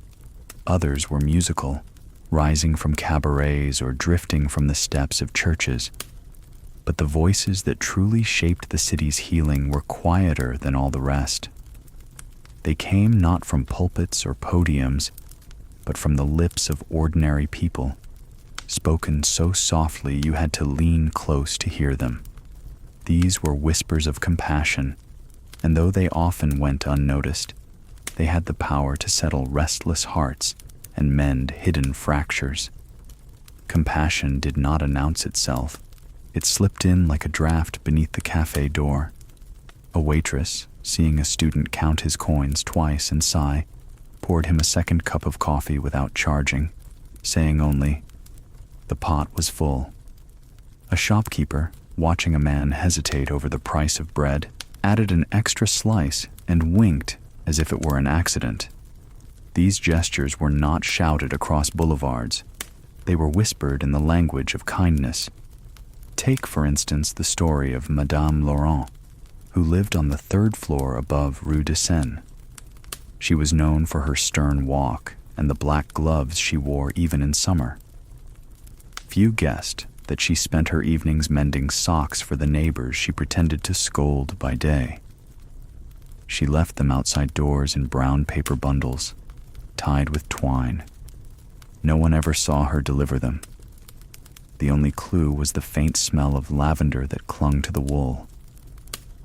Her neighbors never spoke of it aloud. They simply wore the mended socks and walked a little easier. Compassion had whispered, and the city listened with its feet. Children, too, had their own quiet mercies. A boy selling newspapers near the Gare Saint-Lazare noticed a beggar whose cough worsened each night. The boy, with little money of his own, began leaving the final unsold paper beside the man, folded not once but twice, with a crust of bread tucked inside. The beggar never asked where it came from. He only patted the boy's shoulder whenever their eyes met. Their exchange held no words, but it spoke volumes. I see you. I thank you. I hope you keep warm. Whispers of compassion found their way into the hospitals as well. Nurses, weary from long hours, learned to lower their voices when bandaging wounds, as though gentleness in tone could ease pain as much as the salve itself. One nurse, famous in her ward, was said to hum lullabies while changing dressings. Patients, many of them hardened veterans, would close their eyes and pretend for a moment they were children again, safe in their mother's arms. The nurse never asked for thanks. She simply hummed on. Compassion, sung quietly, was more powerful than commands shouted in any barracks. On the trams, whispers traveled differently. A conductor, noticing a woman's heavy parcels, would shift passengers subtly, guiding them to offer a seat without needing to speak. A young man, seeing an elderly woman struggle to step down, extended his hand without comment, then tipped his hat as if it were the most ordinary thing in the world. No fanfare, no applause, just the quiet ease of kindness passing between strangers who might never meet again. There was once a pianist who played nightly in Montmartre. His pieces were lively when the hall demanded cheer, but on evenings when the crowd thinned and shadows lengthened, he allowed himself gentler notes. One night, he noticed a woman in the back row with tears glistening but no sound escaping her lips. Without a word, he shifted into a lullaby he remembered from his own childhood, letting the melody fall like a shawl around her shoulders. She raised her eyes, nodded once, and stayed until the final note. They never spoke, but compassion had found its way, whispered in music rather than words. Compassion whispered even in arguments. A quarrel between neighbors over laundry lines ended not with triumph, but with a basket of figs left at the other's door. No apology was spoken. The figs carried the message. Days later, laughter was heard between the two windows again. Pride can block shouts, but whispers often slip through the cracks. In churches, priests and parishioners alike learned that sermons need not be loud to be lasting. A simple word of blessing murmured at the confessional, a hand pressed to a shoulder with no explanation, a candle lit quietly in the corner.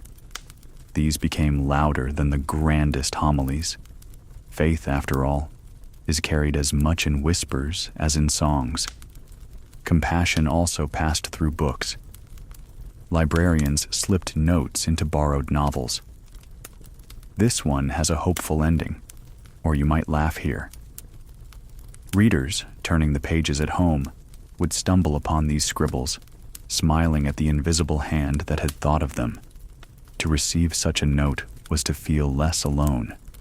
In a city still aching from war, that was no small gift. At times, whispers of compassion reached far beyond the individual. During a bitter winter, a group of workers quietly set aside a portion of their wages, each insisting it was only a small coin. Together, those coins paid for coal delivered anonymously to families in unheated apartments. No one claimed credit. The deliveries arrived without fanfare, only the warmth spreading through rooms where breath had once clouded the air. To this day, no one knows who began the collection. Paris simply remembers that winter as the one when, somehow, no one froze. Even the city's animals were caught in these whispers. Cats fed from saucers left on stoops purred more loudly, their rumble joining the rhythm of the streets. Dogs returned affection with wagging tails, as if acknowledging the generosity.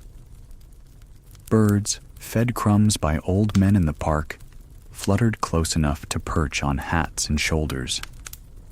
These small exchanges reminded Parisians that compassion, even when whispered, does not vanish.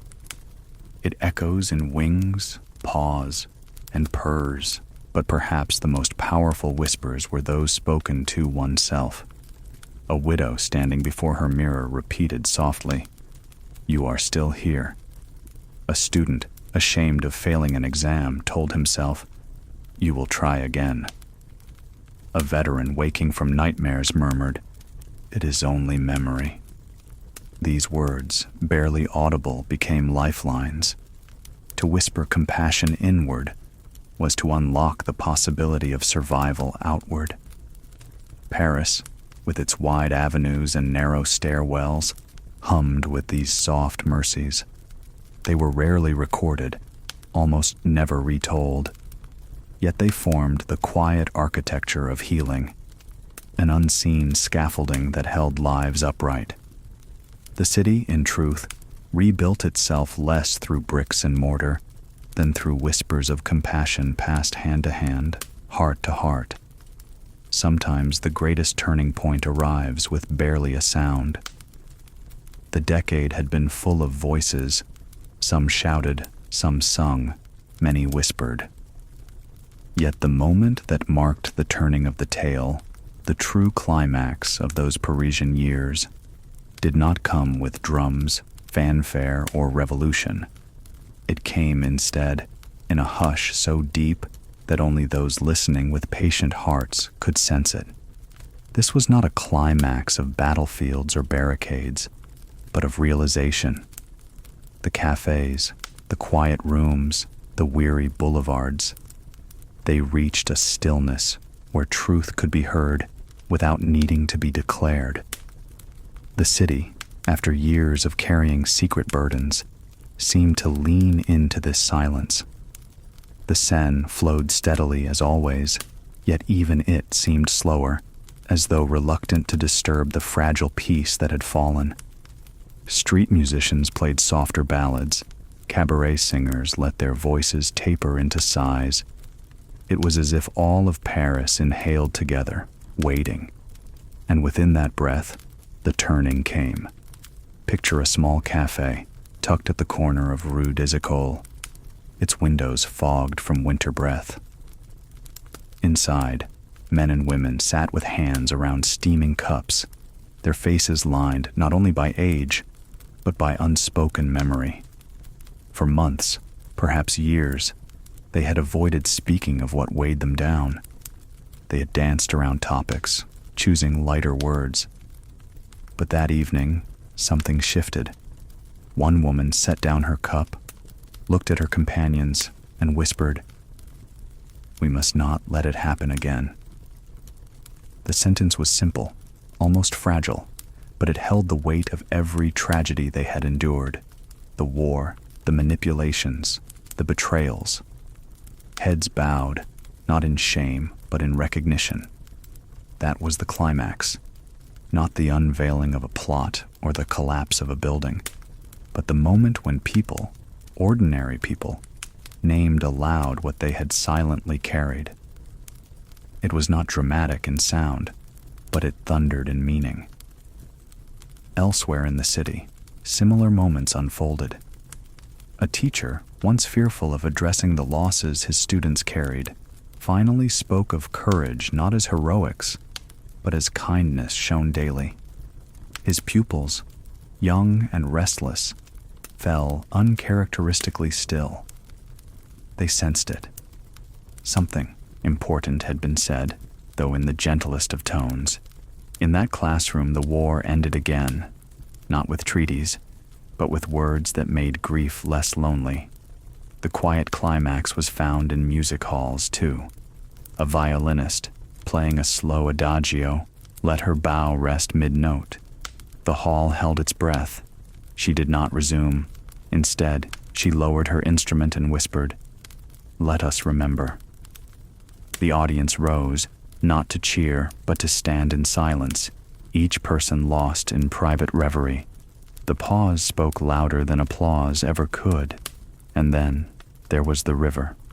The Seine had always mirrored the city's moods, restless in spring floods, playful in summer light, brooding under autumn rains. But on one particular night, as lamps flickered along its banks, the water stilled unusually, like a mirror laid flat. Lovers leaning on the bridge railings noticed the unusual calm. "It looks like glass," one murmured. In that glassy stillness, they saw not just their reflections, but the truth that life, fragile and uncertain, continued. The river whispered, in its own way, "You are still here." That, too, was climax. In homes and attics, survivors of those feverish cafe years faced boxes of letters, paintings, relics of times both tender and terrible. One woman, lifting a bundle of letters tied with string, considered burning them. Instead, she chose to place them in a drawer. It was a decision so small as to be invisible, yet it marked a turning. She no longer wished to erase the past. She wished rather to carry it forward, quietly, as memory. For the veterans who gathered at twilight, the climax arrived in the simplest of rituals. They placed their hats on the table, one by one, until the empty chair was encircled by silent witnesses.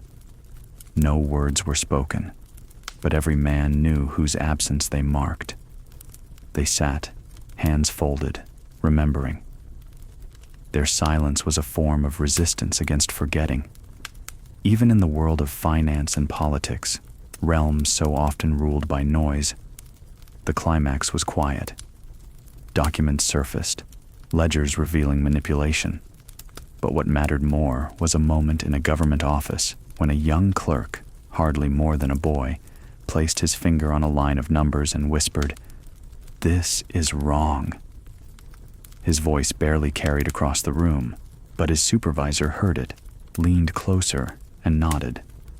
That small act of naming truth, softly spoken, changed the course of investigations more than any proclamation shouted into newspapers. The climax was not a single moment. It was a series of hushed awakenings scattered across the city like stars hidden by daylight. A poet realized that the work he had dismissed as trivial was, in fact, his truest. A seamstress saw that her mended clothes had outlasted riches. A grocer, handing fruit to a child, understood that the gift was not the apple, but the gesture itself. These were revelations that came without ceremony, but they bent the arc of lives. And in all of it, the city seemed to exhale. The climax was quiet because Paris itself had grown weary of noise. Too many speeches, too many anthems, too many shouts had led to loss. Now the city sought to recover through stillness, through realizations spoken softly over cups of coffee, or not spoken at all, but felt in the silence between friends. What made this climax shocking was not its volume, but its reversal. In an age accustomed to believing that power belonged to those who shouted loudest, Paris discovered that strength lay in gentleness, in the murmur, in the whisper. The shock was to find that the most decisive moments of survival came not with fire or fury, but with quiet resolve. It is easy to overlook such moments, to seek drama in louder places. But the climax of those years, the one that mattered, was carried not in headlines, but in hearts, each beating a little steadier after silence had been honored. In the lull of the city, compassion and memory intertwined, giving Parisians the strength to step forward without forgetting where they had been. What lingers after silence is not always peace. There is a kind of stillness that heals, and then there is another, a silence that presses down, reminding every soul of what has been lost. When Paris reached its quiet climax, there was relief in the hush, yes, but also something harder to name.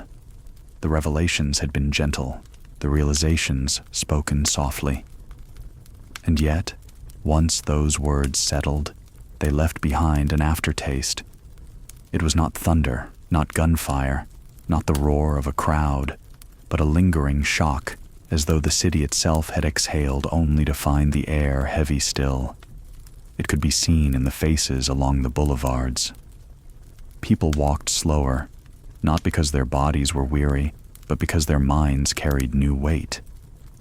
A shopkeeper, once cheerful in his morning greetings, found himself pausing before unlocking the door. The truth he had learned, that fraud and manipulation had reached even the smallest corners of commerce, would not leave him. He continued with his duties, but his smile came later, forced through a layer of unease. The cafes, too, bore traces of this lingering shock.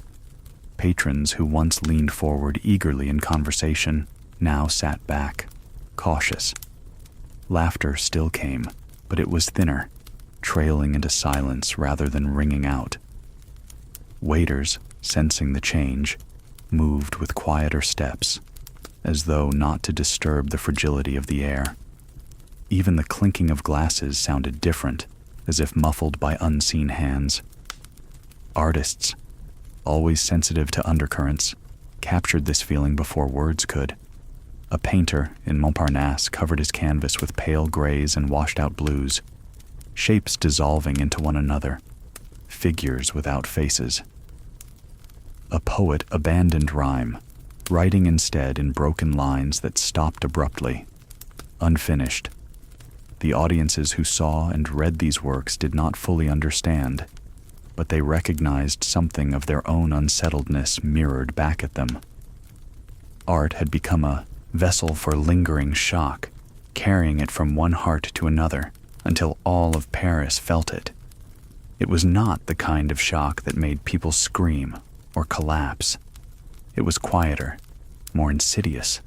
It whispered, "If this was true all along, what else have we failed to see?" That question haunted dinner tables and bedrooms. Couples who had lived together for decades found themselves staring across the supper table, wondering what secrets had been carried silently.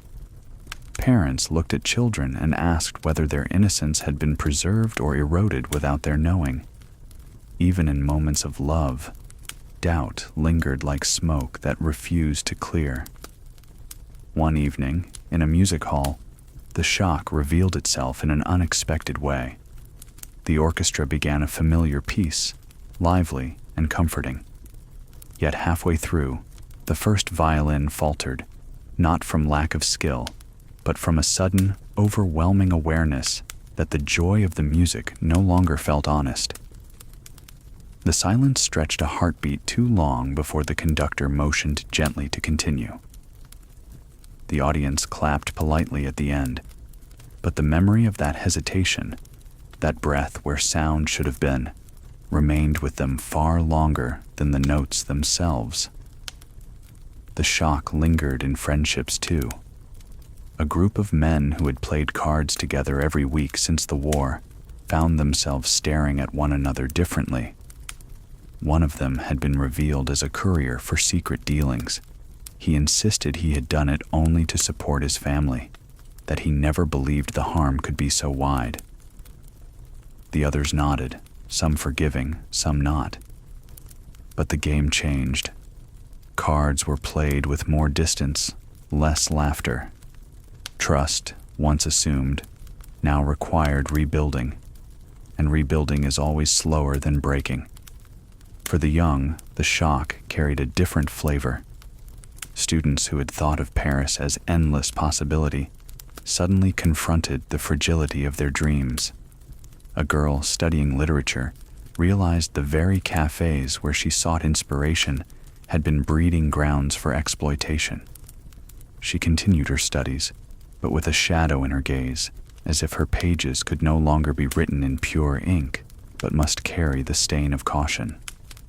Even the churches felt it. Priests lighting candles noticed how parishioners lingered longer in the pews, not in peaceful prayer, but in restless silence. It was as though they sought reassurance but could not yet find it. The sermons offered comfort, yet beneath the words ran the undercurrent of doubt. If corruption could seep into art, into finance, into the very air of the cafes, could it not seep into sacred places as well? That thought did not silence the hymns, but it changed their tone. They were sung more slowly, voices wavering where once they had soared. The lingering shock carried into homes, into kitchens where families sat together in lamplight. Mothers prepared meals as they always had, but paused when their children asked questions they had no easy answers for. Fathers adjusted clocks on mantels, only to realize that time itself felt unreliable. A knock at the door startled more than it once would have. Even the creak of floorboards in the night stirred unease. The city had learned too much about hidden dangers, and knowledge cannot be unlearned. Yet in this shock, there was a strange honesty. It stripped away illusions. People saw one another not as idealized figures, but as fallible, fragile beings. That sight could wound, but it could also draw them closer. Neighbors who might once have exchanged only pleasantries now sat together longer, sharing stories they had kept private. Shock had made the walls thinner, and in that thinness, new connections could grow. The children of Paris, perhaps, carried the shock most quietly. They did not know every detail, but they sensed the heaviness in adult conversations, the way voices lowered when certain topics arose. They drew pictures that seemed darker than their years, yet in their play they sought more fiercely than ever to laugh, to run, to sing. Their resilience was a counterpoint to the shock, proof that even in unease, joy fought to return. As weeks stretched into months, the lingering shock became less a wound and more a scar, visible, undeniable, yet a part of the body's story. Parisians learned to live with it, to carry it into their daily rituals. The scar whispered caution, but it also whispered survival. To endure shock is not only to be broken, it is also to be mended, slowly, with care. Thus the city moved forward, not with the naive lightness it once knew, but with a tempered step. The lingering shock remained, shaping choices, deepening silences, making every gesture of kindness more precious because it was fragile. It was not peace, not yet, but it was something. A pause between breaths, a reminder that even after the hush of climax, the heart must learn again how to beat steadily. Recovery often returns first as a faint music at the door. Healing did not arrive in Paris with trumpets. It came quietly, almost shy, the way dawn seeps up behind chimneys and only later admits it has been here for some time. After the hush of realization and the soft shock that followed, the city learned to listen for small confirmations. A kettle's even whistle, a steady step on familiar stairs. A letter answered at last. These were not triumphs suited to headlines. They were echoes, gentle and persistent, telling anyone willing to pause that something hurt had begun to mend. You could feel it first in the kitchens. Stoves that had cooked in haste or not at all now held pots that asked for patience, soups that required slow stirring, bread that demanded a warm corner and unhurried time. A widow who had eaten standing since the funeral took her seat again and folded a napkin in her lap, the way she once had when life was less complicated. She salted the soup and, surprised by its balance, murmured, "There you are." The words were not for the food. They were for herself, an echo returning after too long away. In a tailor's shop off Rue de Martyrs, the yellow chalk lines grew surer. For months his hands had measured without conviction, thread breaking at the worst moments, needles slipping like forgotten names. Now the stitches ran steady again, not perfect, but confident enough to hold. When customers complimented him, he waved it away. "Old habits," he'd say. But at night he set the thimble carefully in its dish and allowed himself a smile. Fabric remembers the shape it wants. So too does a life. Parks told their own version of recovery. Benches that had hosted solitary figures now welcomed pairs and trios. A mother who had walked the perimeter with anxious eyes began, little by little, to follow her child onto the grass. She sat, shoes damp with dew, and clapped when the girl somersaulted unevenly. Both laughed at the grass stains. Overhead, trees once mistaken for sentries revealed themselves again as generous friends, scaffolds for light. Leaves made their quiet applause, and in that gentle clatter, the city heard a promise. What bends may right itself. The cafes, so often a barometer, softened at the edges. Conversations that had been tentative began to wander again, not toward gossip, not toward danger, but toward the ordinary pleasures. A remembered recipe, a neighbor's wedding, the inconvenience of a tram's new schedule. The proprietor noticed how cups returned to saucers without a tremor. She kept making the same familiar circuit: sugar jar, ledger, lamp. Yet the path felt new, as if the floorboards themselves had forgiven all the hurried steps. By the window, a chessboard saw bolder gambits, and, when stalemates happened, they were met with comfortable shrugs rather than grim resignation. Music, that cautious herald of emotion, found its voice in unassuming corners. A violinist who had settled for the safety of scales let a melody brave a higher note. In the back room of a bookshop, someone tuned an upright piano that had not been asked to sing since before the armistice.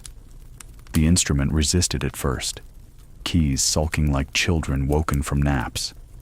But after an hour, something sweet emerged. A customer put down his newspaper and listened with his whole face. "It's nothing," the bookseller protested. "Only C major." Yet the chord had weight and kindness and the quiet authority of a truth rediscovered. Letters changed too. Where once the paper had carried only accounts and logistics, receipts of survival, ink now attempted tenderness. A brother wrote, "I am well and think of you when the lime trees open," and then, astonished by his own sentence, left a small blot where the pen hesitated. A young woman, long resigned to silence, answered an old friend with a sketch of the bridge they used to cross. Not to explain anything, only to say, without saying, "I still walk there." The postman, feeling envelopes thicken with photographs and violets pressed thin as light, adjusted his bag with an extra care it had not needed in years. Hope, it turned out, weighed almost nothing, but people handled it as if it might bruise. Healing made itself known in the way people stood. Shoulders that had curled inward, guarding the heart, unfurled a degree at a time.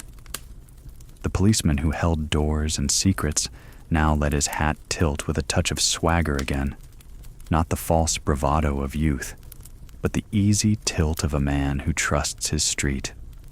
The seamstress, who once stitched late to outrun thinking, began finishing earlier and took her tea by the window, counting pigeons instead of stitches. If you watched closely, you could see breath deepen in throats, chests rise a little more freely, the city inhaling on behalf of those still learning how. Even grief altered its shape. It did not disappear. Grief never does. But it began to sit closer rather than far away. A woman who had kept her husband's boots by the door moved them to a high shelf where they could bless rather than haunt. A father who avoided the river for fear of memory walked there again, and upon seeing his son's favorite bench, did not turn aside. He sat, took off his hat, and let the wind speak first. In such moments, healing sounded like permission. You may remember and still keep walking. Shops that had shuttered reopened with modest ambition. A paper hanger on the Ile Saint Louis unwrapped rolls printed with small garlands, patterns gentle enough not to shout down a room. He measured, brushed paste, and smoothed the paper until the seams behaved like friendship, edges meeting without quarrel. On his ladder, he hummed a tune his mother had used for washing day. Passers-by looked in, and catching sight of vines climbing a wall that had been bare, felt a corresponding greening under the ribs. Beauty, carefully applied, is a kind of medicine that smells faintly of flower and clean water. Schools, those repair shops for futures, caught a steady rhythm. In dictation, the children wrote sentences with kinder verbs. The neighbor helps, the bell guides, the bread rises. A boy who once stared out the window now raised his hand to ask the difference between courage and bravery. The teacher, who had been ready for arithmetic, set down her chalk. Bravery, she said softly, runs toward the fire. Courage returns each day to the same door. Heads nodded, some understanding, some simply liking the sound of it. Outside, a bell rang and did not startle them. Recovery left tokens as if to mark its route. A bicycle appeared in a courtyard, tires newly pumped, ribbon tied to handlebars not for ornament, but because celebration sometimes requires a small flag. A baker tried raisins again in a loaf and found that no one minded the sweetness. On the market's far edge, a potter brought a tray of bowls, glazed the calm blue of a late afternoon. People touched them reverently, as if dabbing their fingertips in weather. Bowls are promises, really, that there will be stew enough, fruit enough, shared enough to justify the roundness. Not all echoes sounded outward, many returned within. A veteran, wakened by the old thunder in his sleep, learned to greet the memory gently. He sat up, kept the lamp low, and pictured the faces of those he loved in the present tense. He kept a note on the table. Here and now. It was a child's phrase, but useful. In time, the distance between waking and peace shortened. The lamp burned through fewer matches. Healing, like any good guest, learned the house and walked softly. In the hospitals, convalescents asked for windows to be unlatched. Nurses obliged, and simple air found its way across linen and dazzled foreheads. A doctor, habitually brisk, paused to listen to a patient recall the smell of hay in August, and surprisingly, did not check his watch. Charts still mattered, but so did this, the way a story can coax the body toward its own repairs. A ward once filled with the clatter of instruments now kept room for the delicate sound of people remembering their favorite fields. It did not cure every illness, but it tested despair and found it less durable than everyone had feared. The city's Sundays stretched gentler. Church bells rang with their ordinary conviction. Even skeptics admired the geometry of that hope. Markets opened later, as if the vegetables themselves had been told to sleep in. On the quays, fishermen untangled nets without muttering. Couples who had quarreled easily now found themselves apologizing sooner, as though both had discovered the wages of stubbornness and decided to pay in coin that did not abrade the palm. A forgiveness practiced early in the day throws a longer shadow of relief. There were, of course, setbacks, days when the old heaviness returned like weather. Healing does not proceed in straight lines any more than the Seine flows without eddies. A shop closed again after a week of brave reopening. A musician canceled a recital when hands shook. A letter went unanswered. But the city had acquired a new patience with itself. People lowered expectations without lowering affection. Tomorrow, they said, and meant it kindly. Tomorrow had lost some of its threat and gained a little of its promise. Art began to venture beyond caution. A painter set a yellow chair in the middle of a blue room because she liked how ordinary comfort insists on being seen. A poet risked the word joy and did not flinch. When the piece was read in a smoky back room, listeners smiled the way people do at a family photograph, privately, protectively. They did not clap loudly. They let the echo of the words settle like dust that blesses rather than dirties. Joy in those years arrived like a well-behaved cat, quietly, choosing laps with discernment, purring when no one spoke of it too much. Communities practiced a craft nearly forgotten, gathering without purpose. A square hosted evening benches that filled for no reason beyond sunset. Someone passed a paper bag of roasted chestnuts. Children slept against the warm slope of a parent's side. The talk wandered and sometimes stopped altogether, allowing the crickets to hold the floor. No one took minutes. No one proposed resolutions. And yet people rose to go with lighter steps. Doing nothing together is a skilled labor. Paris retrained itself with surprising speed. With healing came a new courtesy toward time. Clocks still ticked. Factories demanded it. But households learned to let meals linger, to permit one more story, to let water boil without scolding it for being late. Tailors allowed hems to be redone if they were not kind.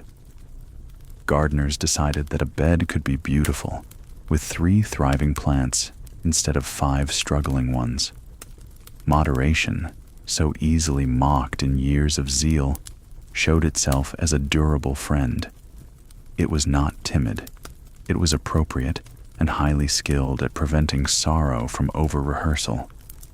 Neighbors who had faced one another through the lattice of suspicion now found simpler sightlines.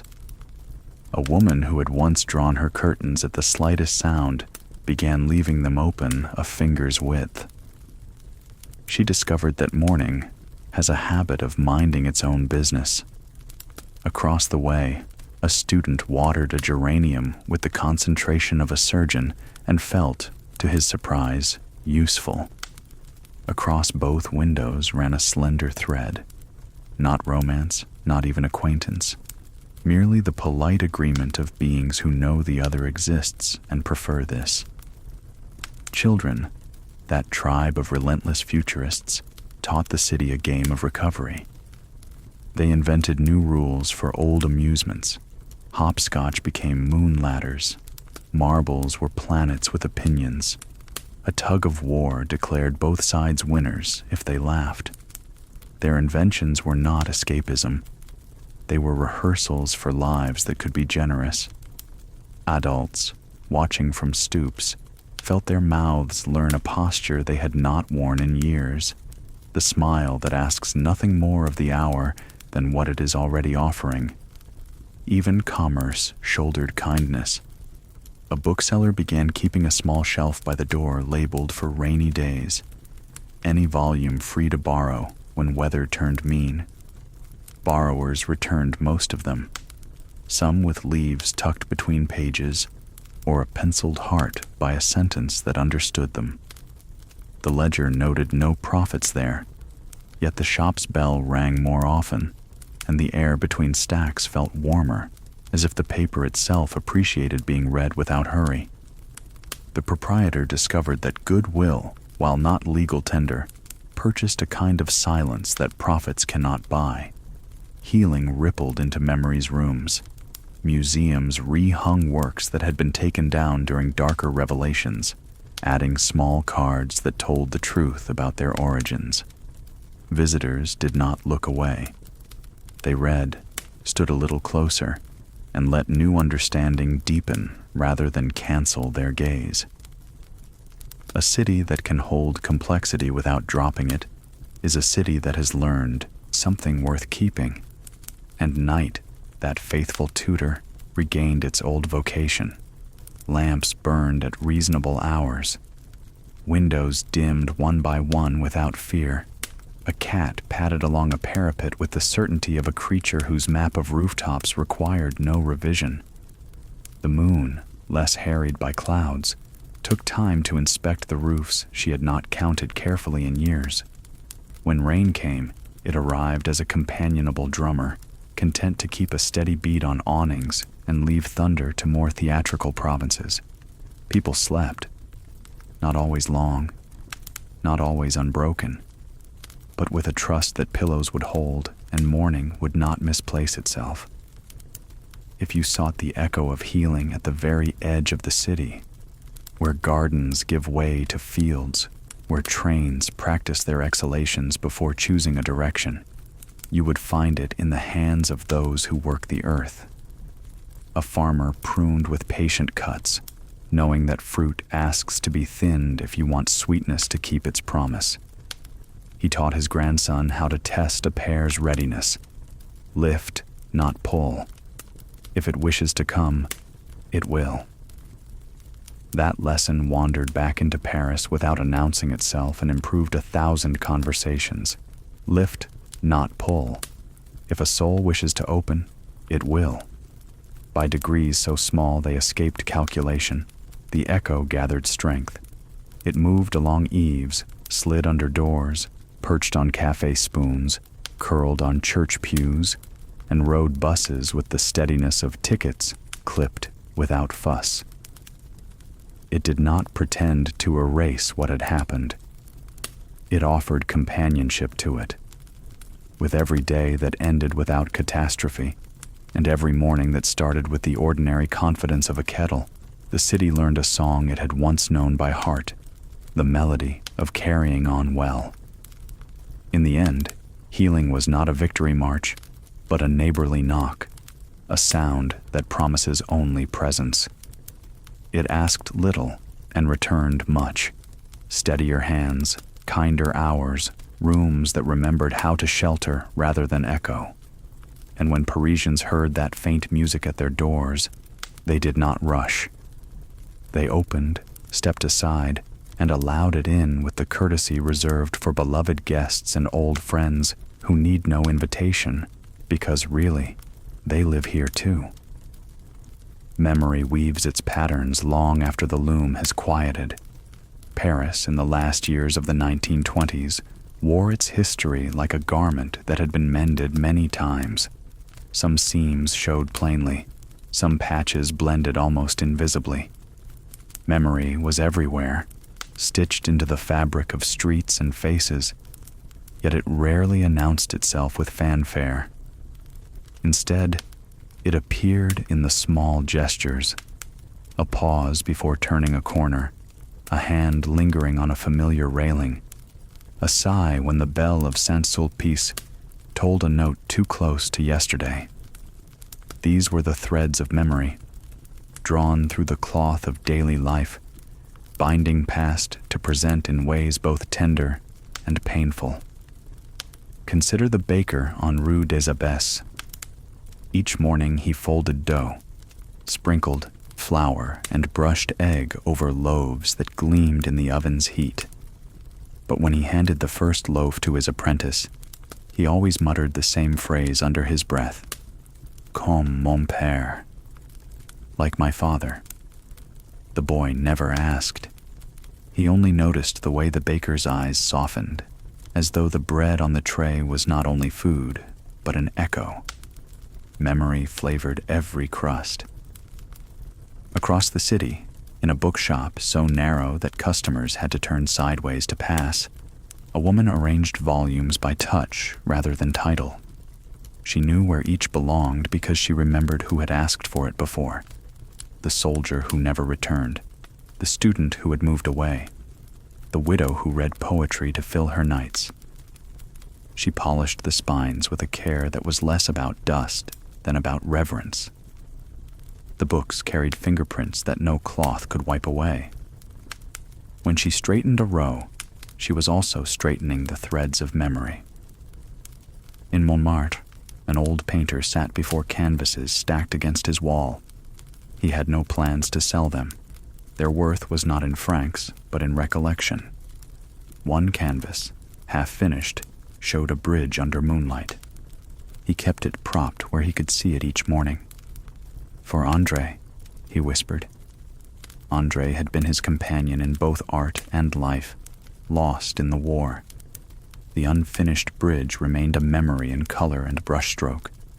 Not complete, not abandoned, but suspended, as memory often is. Children, too, carried threads they did not fully understand. A girl, walking with her grandmother, stopped before a shuttered shop and asked why it stood closed. The grandmother hesitated, then said softly, "Because once it was taken from a family who lived with kindness." She did not explain more, but she bent to tie the child's shoe with trembling hands. The child forgot the detail by evening, but the pause remained, a stitch of memory waiting to be recognized later. Threads were strongest in music. A violinist played in a quiet square near the Marais. His repertoire rarely changed, a few folk tunes, a slow nocturne, but people gathered anyway, because the notes pulled at something older than language. A woman standing nearby closed her eyes and remembered dancing in her village before the war. A man heard the same tune and thought of a comrade lost at the front. Each carried a different memory, yet the threads crossed in that square, binding strangers together for the length of a song. Sometimes memory lived in objects. A chipped teacup, kept though others were thrown away.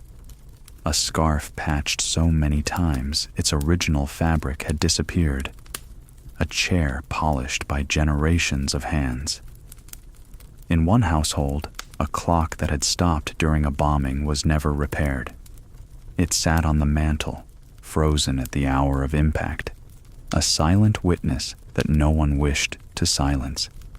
Visitors found it unsettling, but for the family, it was a thread, rough, unyielding, but true.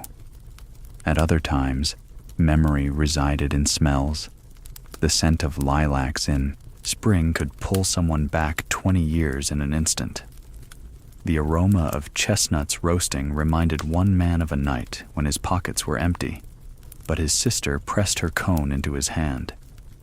Even the acrid smoke of a factory whistle could recall childhood mornings, trudging to school past soot and ambition. Smells are the most stubborn of threads, weaving themselves into the brain's deepest fabric, tugging without warning. Paris's cafes contained entire webs of memory. A chair at the corner table might look ordinary, but to one woman, it was the place where her fiancé had announced their engagement before leaving for the front. She returned once a year, ordered a coffee, and sat in silence. The waiter, respectful, never rushed her. Other patrons might have assumed she was simply resting, but the chair remembered, and so did she. Threads need no audience. They weave themselves whether or not others notice. Not all memories were gentle. Some threads cut. A veteran, crossing the Pont Neuf at twilight, found his chest tightening at the sight of shadows stretching across the water. He did not tell his companions, but each step was heavy with recollection. His memory was not a story he could share. It was a thread wound too tightly to unspool. Yet even painful memory, though harsh, bound him to the present. It reminded him he was still alive, still walking, still part of the tapestry. The city itself bore its threads openly. Bullet scars on walls, plaques marking where resistance had faltered, statues erected to name the fallen. Tourists admired them as history. Parisians knew them as reminders. Every stone was a thread, part of a larger cloth that stretched across generations. Walking those streets was to wear a garment of memory you could not remove, nor would you wish to. And memory did not always remain solemn. Sometimes it brought laughter, bright and sudden. A group of old friends gathered at a bistro might burst into chuckles at the recollection of a long-forgotten prank. the kind that only made sense in youth. Their laughter spilled into the night, weaving a thread of joy through fabric otherwise worn. Even grief loosened in the presence of shared memory, softened by the acknowledgement that not all had been sorrow. The threads crossed constantly. A song heard by one became a poem written by another.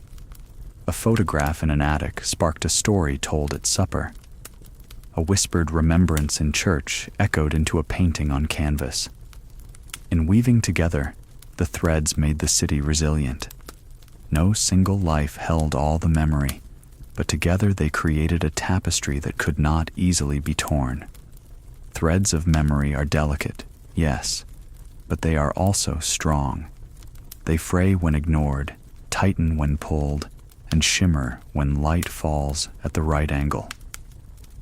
In Paris, they bound people not just to their own pasts, but to one another's, reminding each that survival is never solitary. Every smile offered, every silence shared, every object kept despite its cracks, all were stitches. And from those stitches, a fabric formed that could cover a wounded city with warmth enough to face another day. When the light thins, the day finally tells the truth. Twilight is a patient teacher. In Paris, as the long shadows gather and the rooftops turn the color of pewter, the city loosens its collar and admits what daylight kept busy.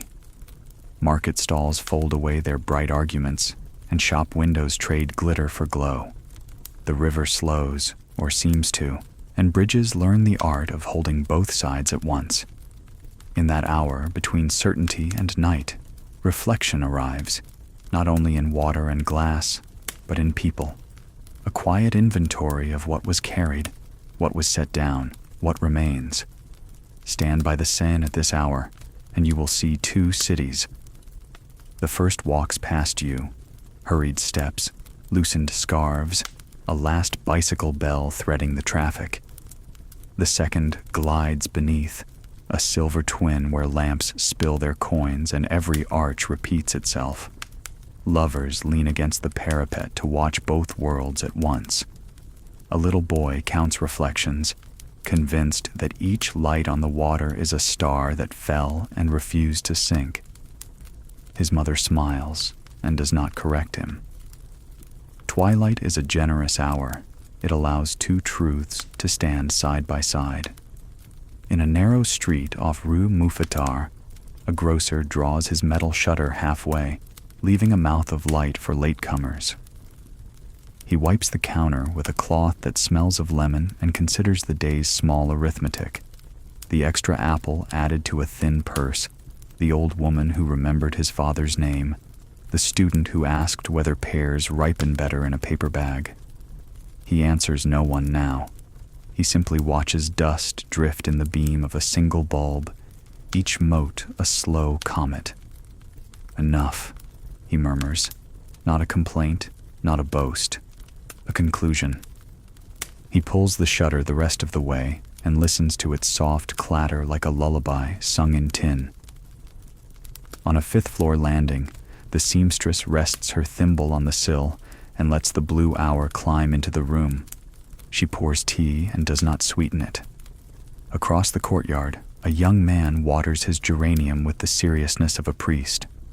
They have never spoken, not properly, but at twilight, their routines acknowledge each other.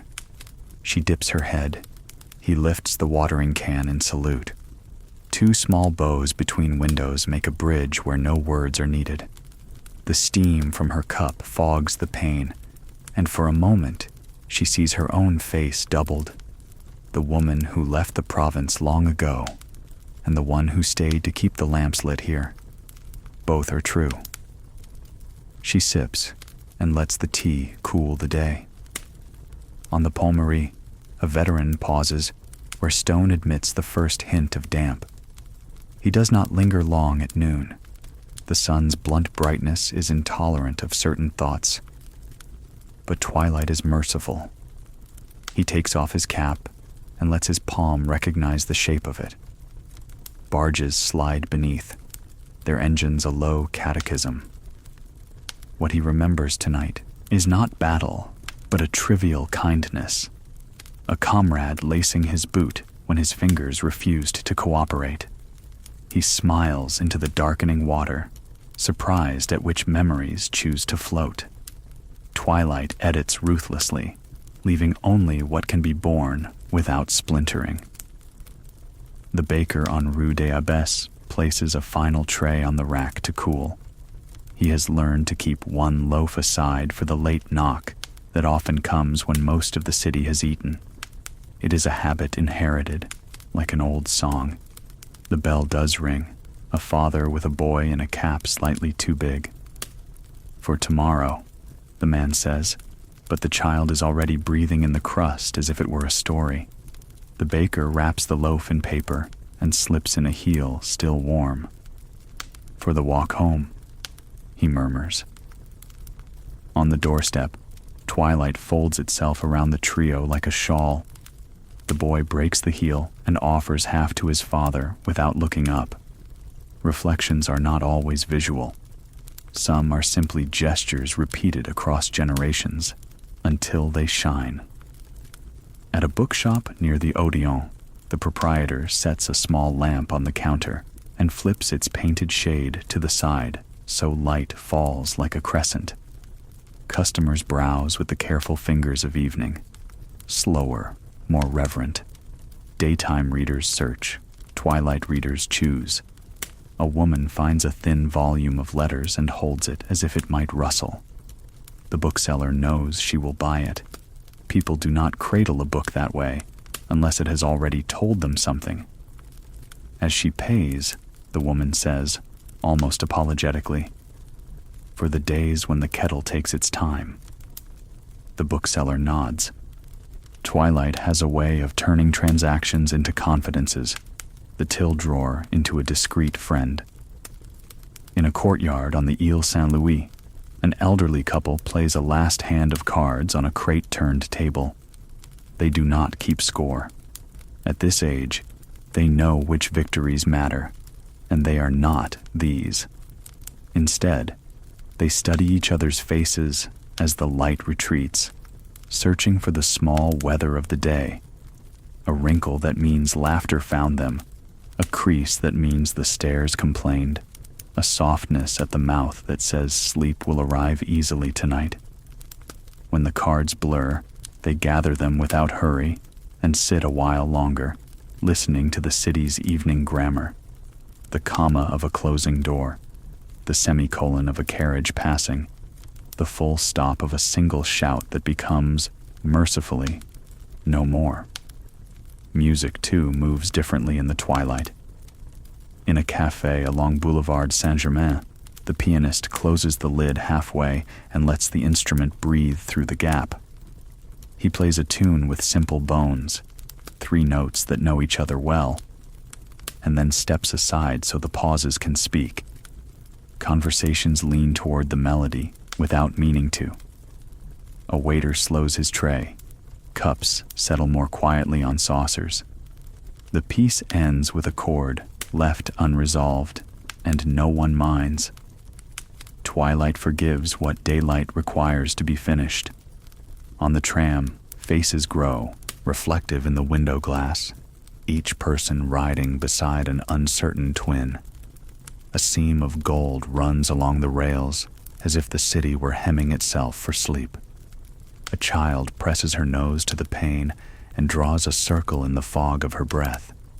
Inside it, she writes, backward, her own name, then erases it with her sleeve before anyone can read. She grins at the secrecy. Somewhere behind them, the conductor rings the bell not with authority, but with courtesy, a sound that says, "We are traveling together. We will get there soon enough." Some reflections are carried home like folded notes. A teacher descending school steps watches her class scatter into streets and then turns to look at the chalk on her hands. She sees equations traced faintly in white, proof that the day moved through her fingers and left evidence. She brushes her palms together and watches the dust flare in the slanting light. a small constellation briefly assembled and then gone. Twilight does this.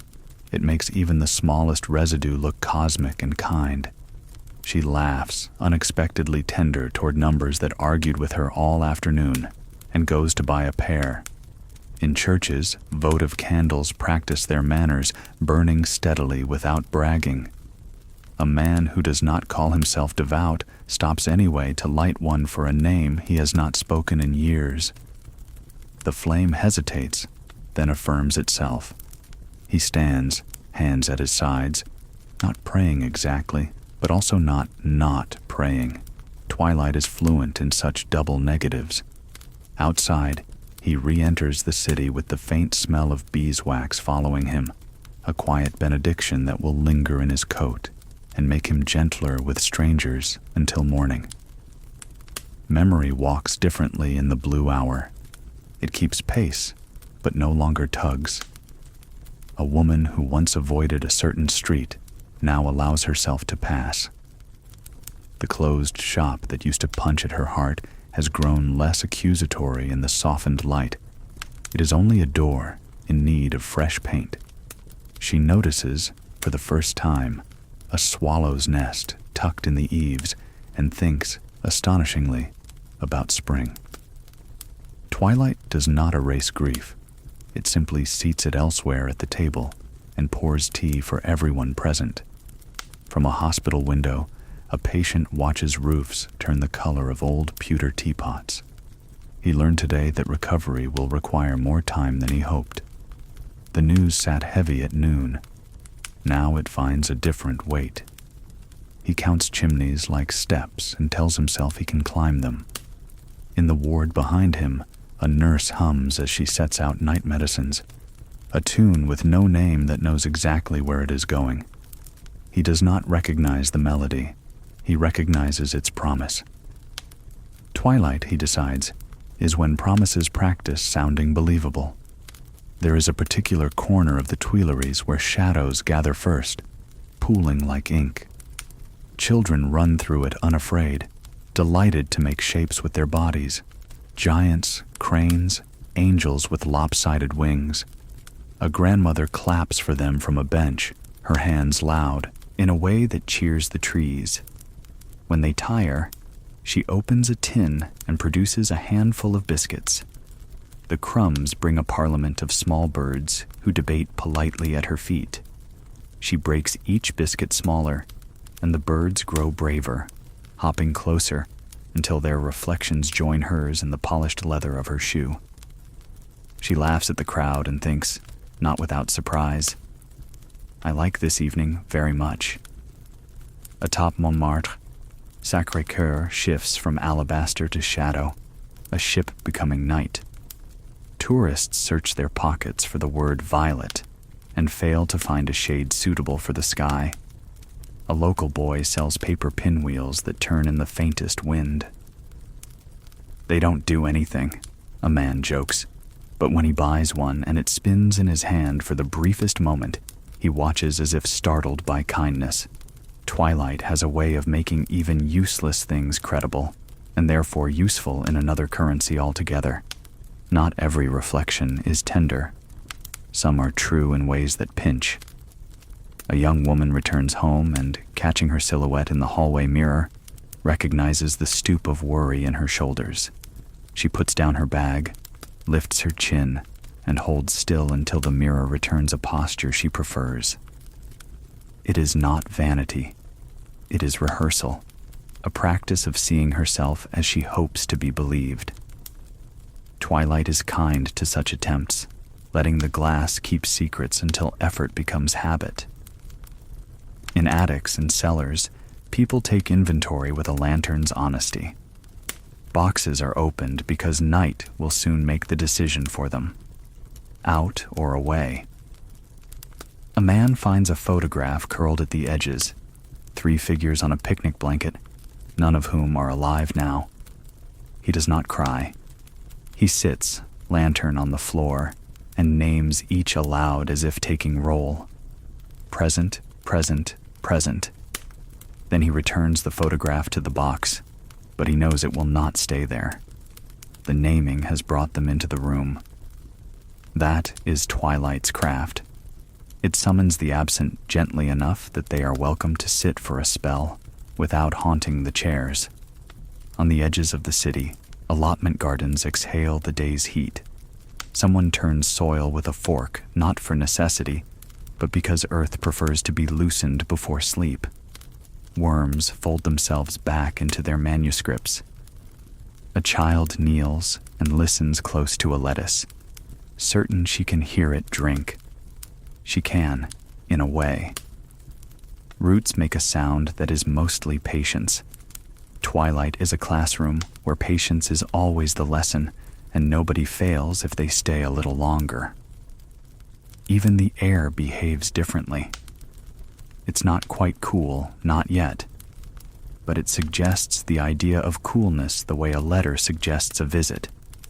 Curtains lift and fall with a sailor's competence. On balconies, people rescue cushions from the possibility of dew and discover they like the feeling of prepared hands. Lamps bloom one by one in windows, not in competition, but in chorus. If you look across a street at this hour, you can watch stories happen through rectangles of light. A cat regarding a moth, a couple choosing a peach, an elderly man winding a clock that his father wound, and his father before him. The city's pulse slows to something riddable. And underneath all this, the folding shutters, the pinwheels, the biscuits, the lantern, there is the river, keeping account in a ledger no human can open. It tallies reflections without judgment and spends them on the next bend. A barge passes with its pilot's radio murmuring a song from another town. The note skims the water like a skipped stone and arrives at a bench where two strangers sit half an arm apart. One hums the fragment without realizing. The other smiles at the recognition and does not turn her head. Connection, Twilight reminds us, does not always need introduction. Sometimes it only needs a tune that knows its way home. By the time the first true stars pierce the sky, the day has confessed itself. The baker has washed his hands. The seamstress has set the thimble in its saucer. The veteran has replaced his cap. The bookseller has pulled the shade. The grocer has counted the drawer. The pianist has closed the lid all the way and rested his palm there as if thanking the wood. Each carries a small answer to the perennial question, how shall we go on? Not with declarations, not with parades, with warm bread wrapped in paper, with a geranium watered on time, with a candle lit for a name, with a book for when the kettle takes its time. When night finally steps over the sill, it finds the city ready, not armored, not defenseless, but reflective, like the river that taught it how. Twilight has done its work, shown each person a truer face, polished without scouring, honest without injury. And in that gentleness lies a strength daylight often forgets.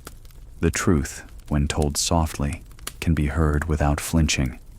The day can be improved tomorrow because it was regarded faithfully tonight. Healing becomes real when the door no longer frightens us. The city had walked through silence, endured the lingering shock, and learned the patient rhythm of healing. By the time twilight gave way to full night, Paris began to discover another truth. Recovery was not only about rest or remembering.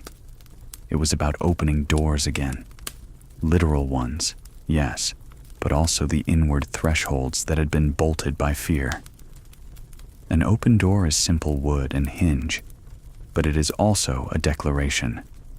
I trust tomorrow enough to let it in. On Rue Saint-Denis, a family who had lived behind shutters since the worst of the revelations did something remarkable. They unlatched their shop door and left it ajar while sweeping up at closing time.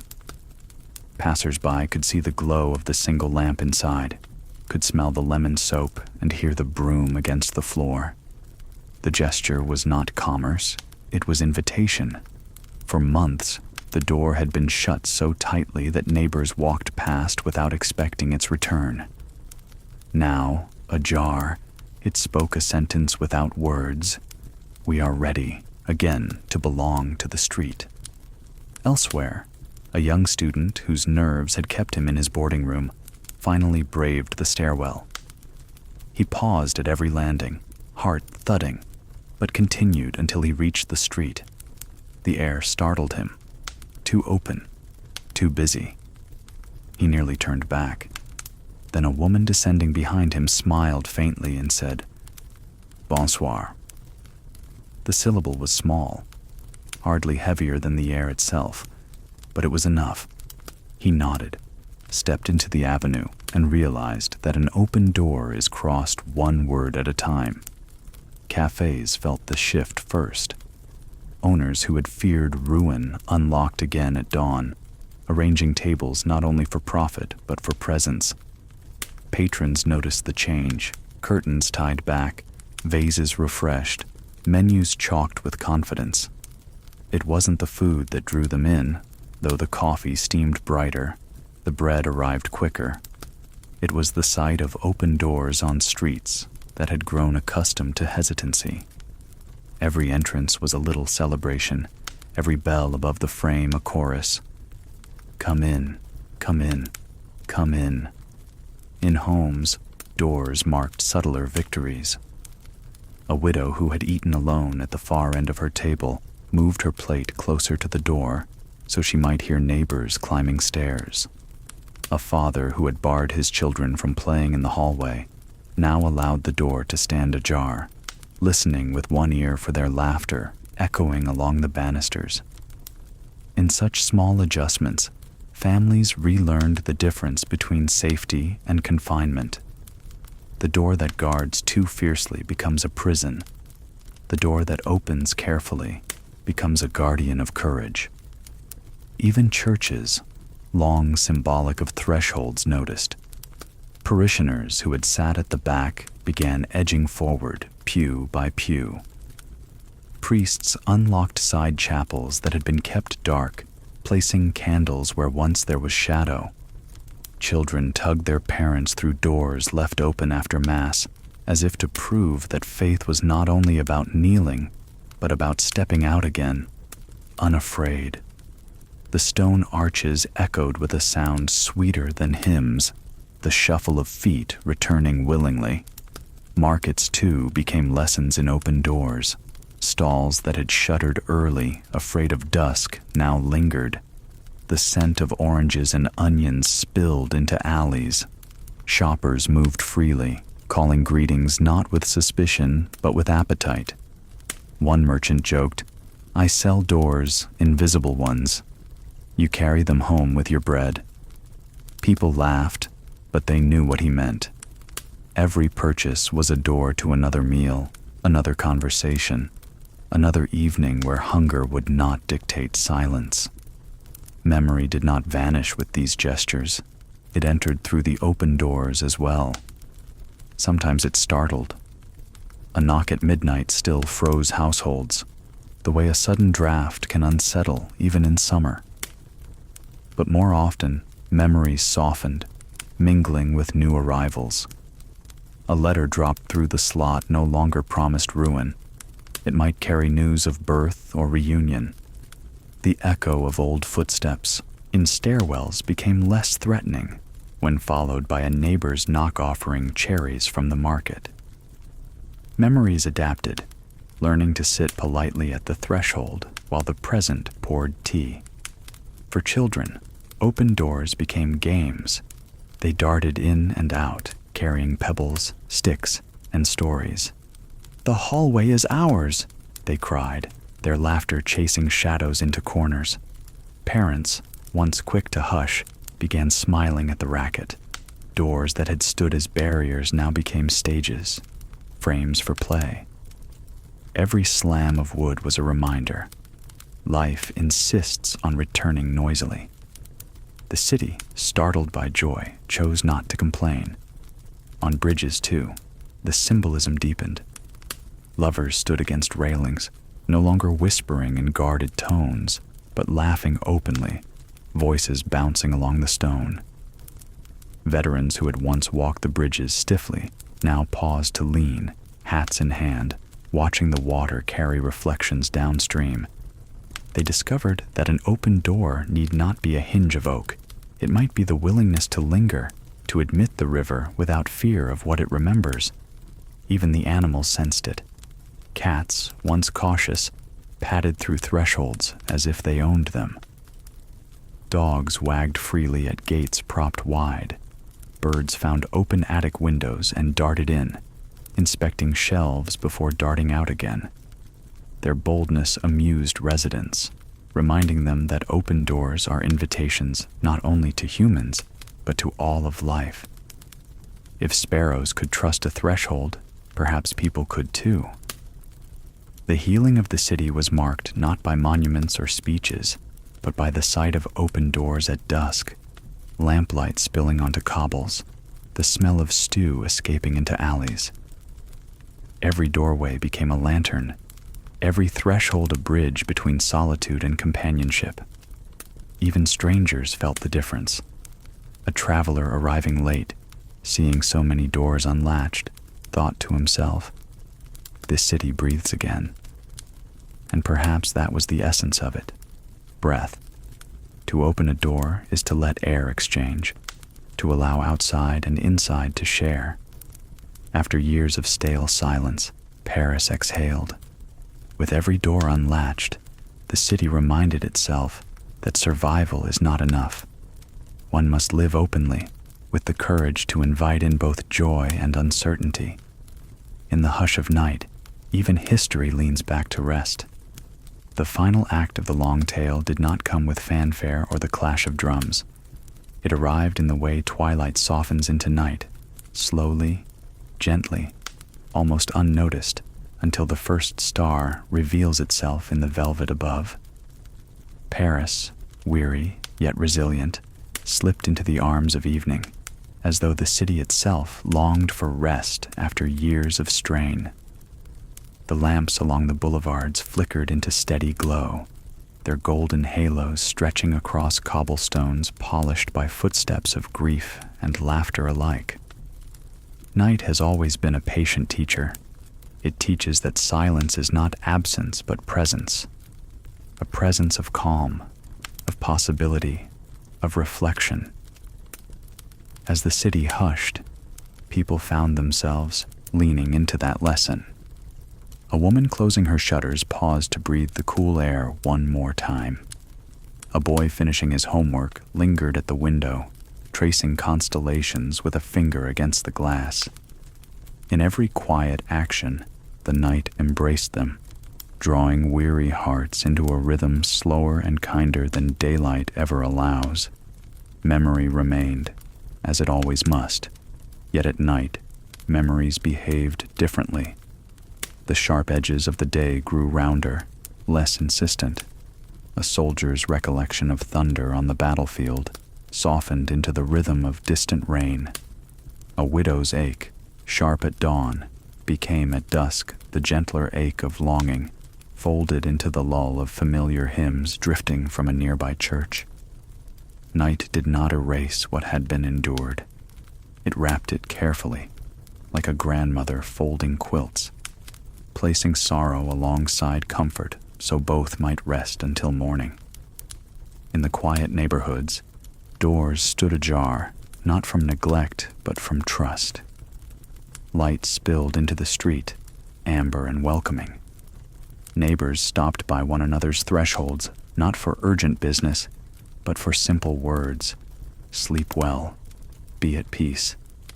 The rhythm of conversation slowed to match the sway of lanterns in the breeze. Even disagreements that had seemed sharp by day found themselves softened by moonlight, the way harsh shadows blur beneath the stars. Night encouraged forgiveness in small doses, not grand proclamations, but the simple willingness to part with a smile instead of a frown. Along the Seine, the water carried the city's reflection gently downstream, as if to remind each watcher that burdens, too, can drift away for a while. Lovers leaned over the parapets, whispering words that no historian would ever record, yet which mattered as much as treaties or revolutions. A violinist, his bow worn smooth from use, played a tune so soft that only those nearest could hear, and that was enough.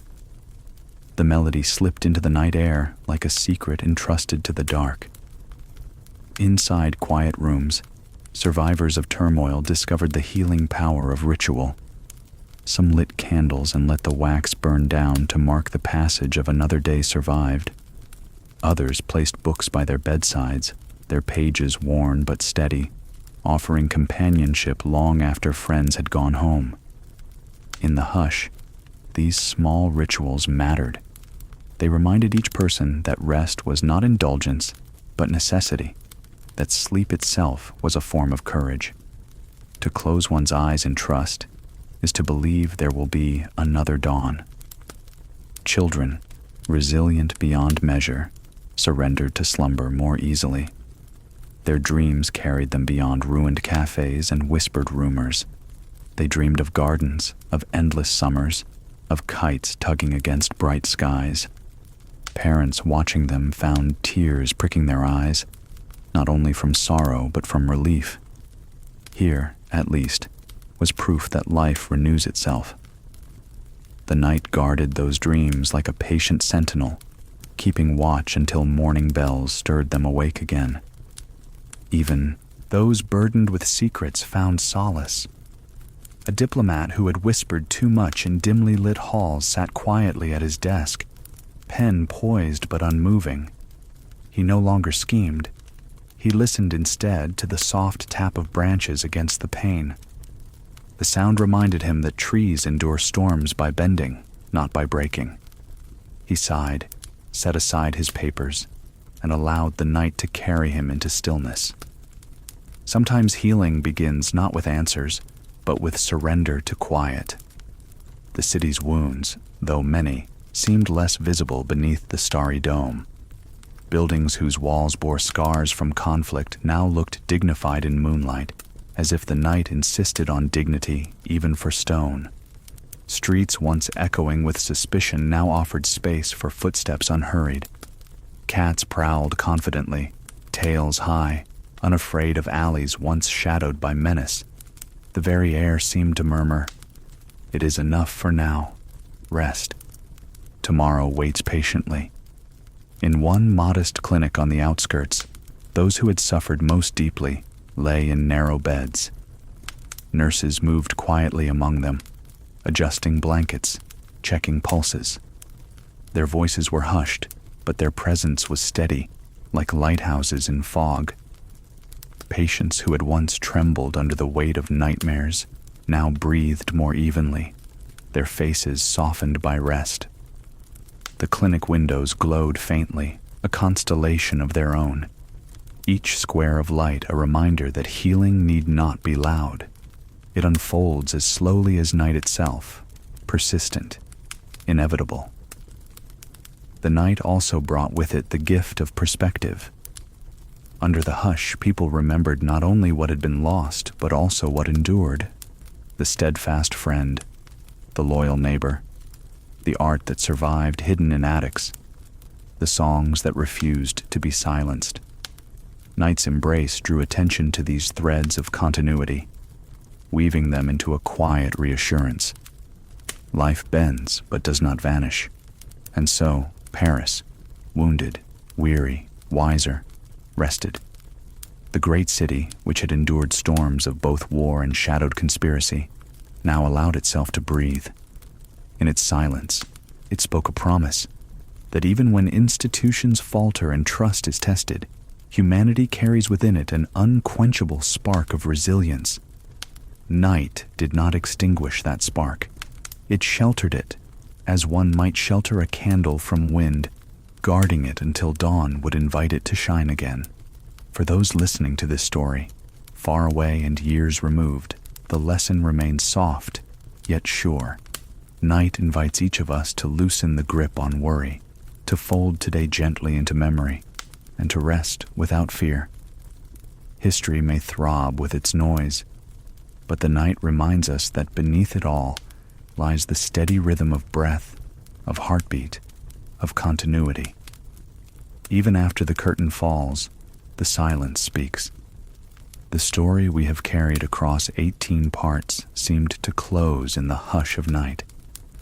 Yet, as with life itself, an ending is rarely the end.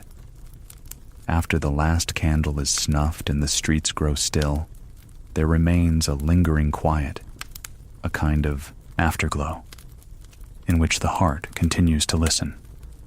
Tonight, in this epilogue, we lean into that quiet and see what remains. Paris, having walked through its long ordeal, did not awaken the next morning transformed. Healing rarely obeys such sharp lines. It crept forward slowly, like dawn slipping across the river.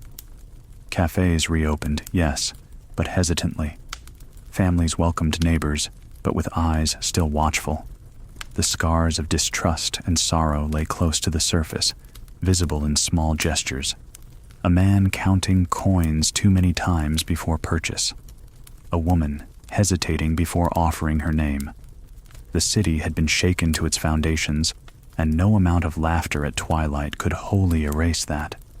And yet, within the lingering quiet, there was something stronger than suspicion, a determination to continue.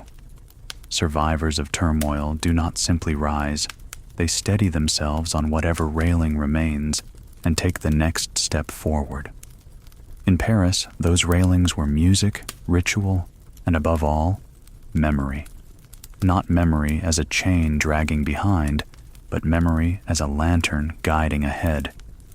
You could see it in the way markets filled again, with vendors arranging fruit in careful patterns, as though order itself might restore confidence. You could hear it in the softened bells that tolled across the arrondissements, reminding citizens of rhythm and continuity. You could even taste it in the bread baked daily, kneaded with quiet devotion, an act of faith disguised as breakfast. The lingering quiet carried its own weight. It asked the people of Paris to resist two temptations: forgetting too quickly and remembering too harshly. Forgetting would leave them vulnerable again. Remembering too harshly would keep wounds open. So, in that fragile balance, the city learned a new rhythm, cautious, tender, but alive. There were evenings when the quiet deepened into something almost holy. A lamplighter pausing to look at the moon, children drawing hopscotch grids where once cues had formed for darker purposes, a violin song threading through alleys that had once echoed with suspicion. These were not dramatic victories. They were human ones, and perhaps more enduring. For those who lived it, the lingering quiet became a kind of second life. A widow who had once sat at her locked door now invited her neighbor for tea. A veteran, long hardened, allowed himself to nap in the park, trusting strangers to walk past without harm. Even in the smallest details, healing became evident. Night by night, the city's breath slowed, no longer ragged with fear, but measured with patience.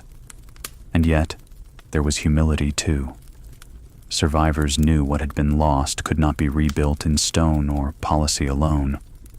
What had been taken was trust, the invisible glue of society.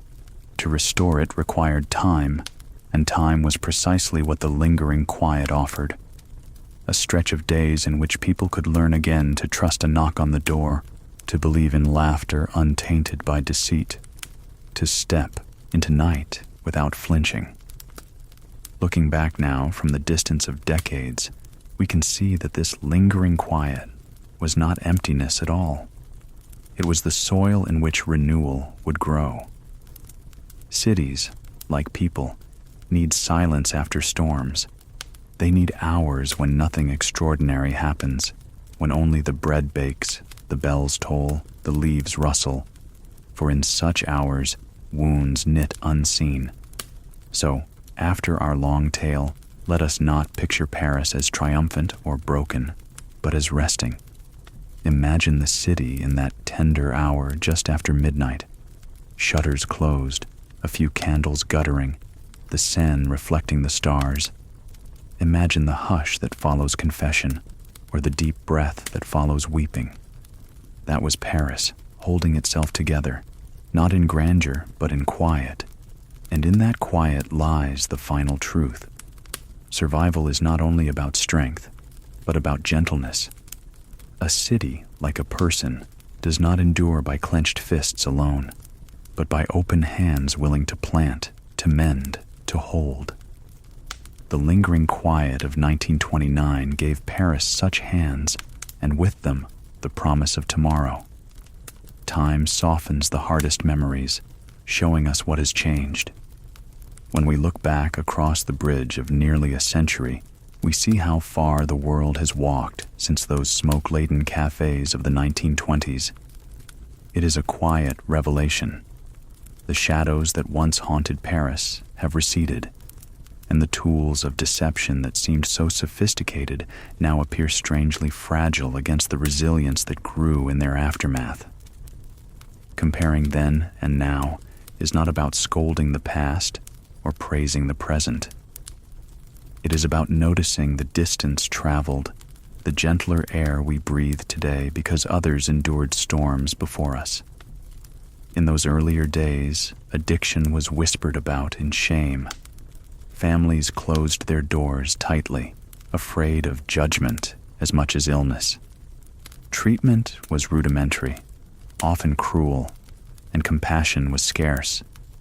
Today, though struggles remain, we speak more openly of dependency. Clinics welcome patients with science and empathy. Conversations that once could not be spoken at dinner tables now unfold on national stages. The secrecy that bound so many in chains has been loosened by recognition, by the steady voices of survivors who refuse to be silent. The financial world, too, has changed. The conspiracies that once burrowed through banks like worms through timber exploited the absence of regulation, the naivety of trust. Now, though fraud still lurks, systems of oversight are sturdier. International cooperation, impossible in the fragile years after the Great War, has become common practice.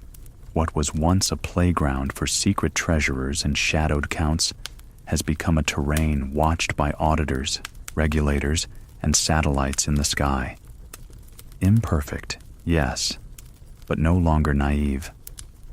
Political manipulation, once so subtle that even seasoned observers missed it, is now a field studied openly. Where once the cafe conspirators passed pamphlets in smoke-filled rooms, today societies watch carefully for disinformation that flickers across glowing screens.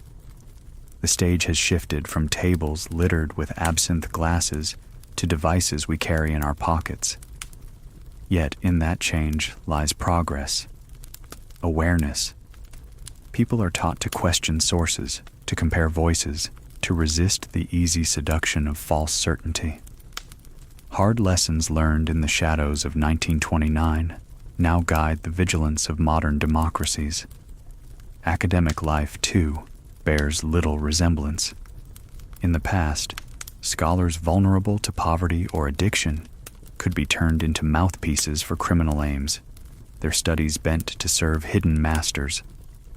Today, while challenges endure, universities have built walls of ethics committees, peer review, and international scrutiny. Research is still fallible, but the openness of communication makes secret corruption harder to sustain.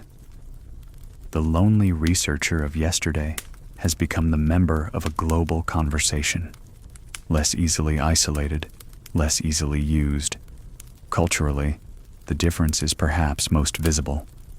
Those cafes that once served as traps have long since been replaced by institutions devoted to art, music, and dialogue without poison. Tourists wander Montmartre and the Latin Quarter, seeking romance, not ruin. The city that once feared its own bohemian heart has reclaimed it, recognizing that creativity need not be a mask for manipulation. Today's Paris thrives on festivals, exhibitions, and gatherings that invite the world rather than ensnare it. Where once shadows gathered, light now spills through open windows. The greatest change, though, lies not in policy or architecture, but in the spirit of people. The citizens of that earlier age lived with constant uncertainty. War behind them, depression ahead, trust fragile as glass. Their resilience was remarkable, but their tools were few. We, living in the present, inherit both their scars and their strength. We benefit from medicines undreamed of, from international cooperation they could barely imagine, from the lessons etched into memory by their sacrifices. And yet, in reflecting, we must be honest. The dangers have not vanished.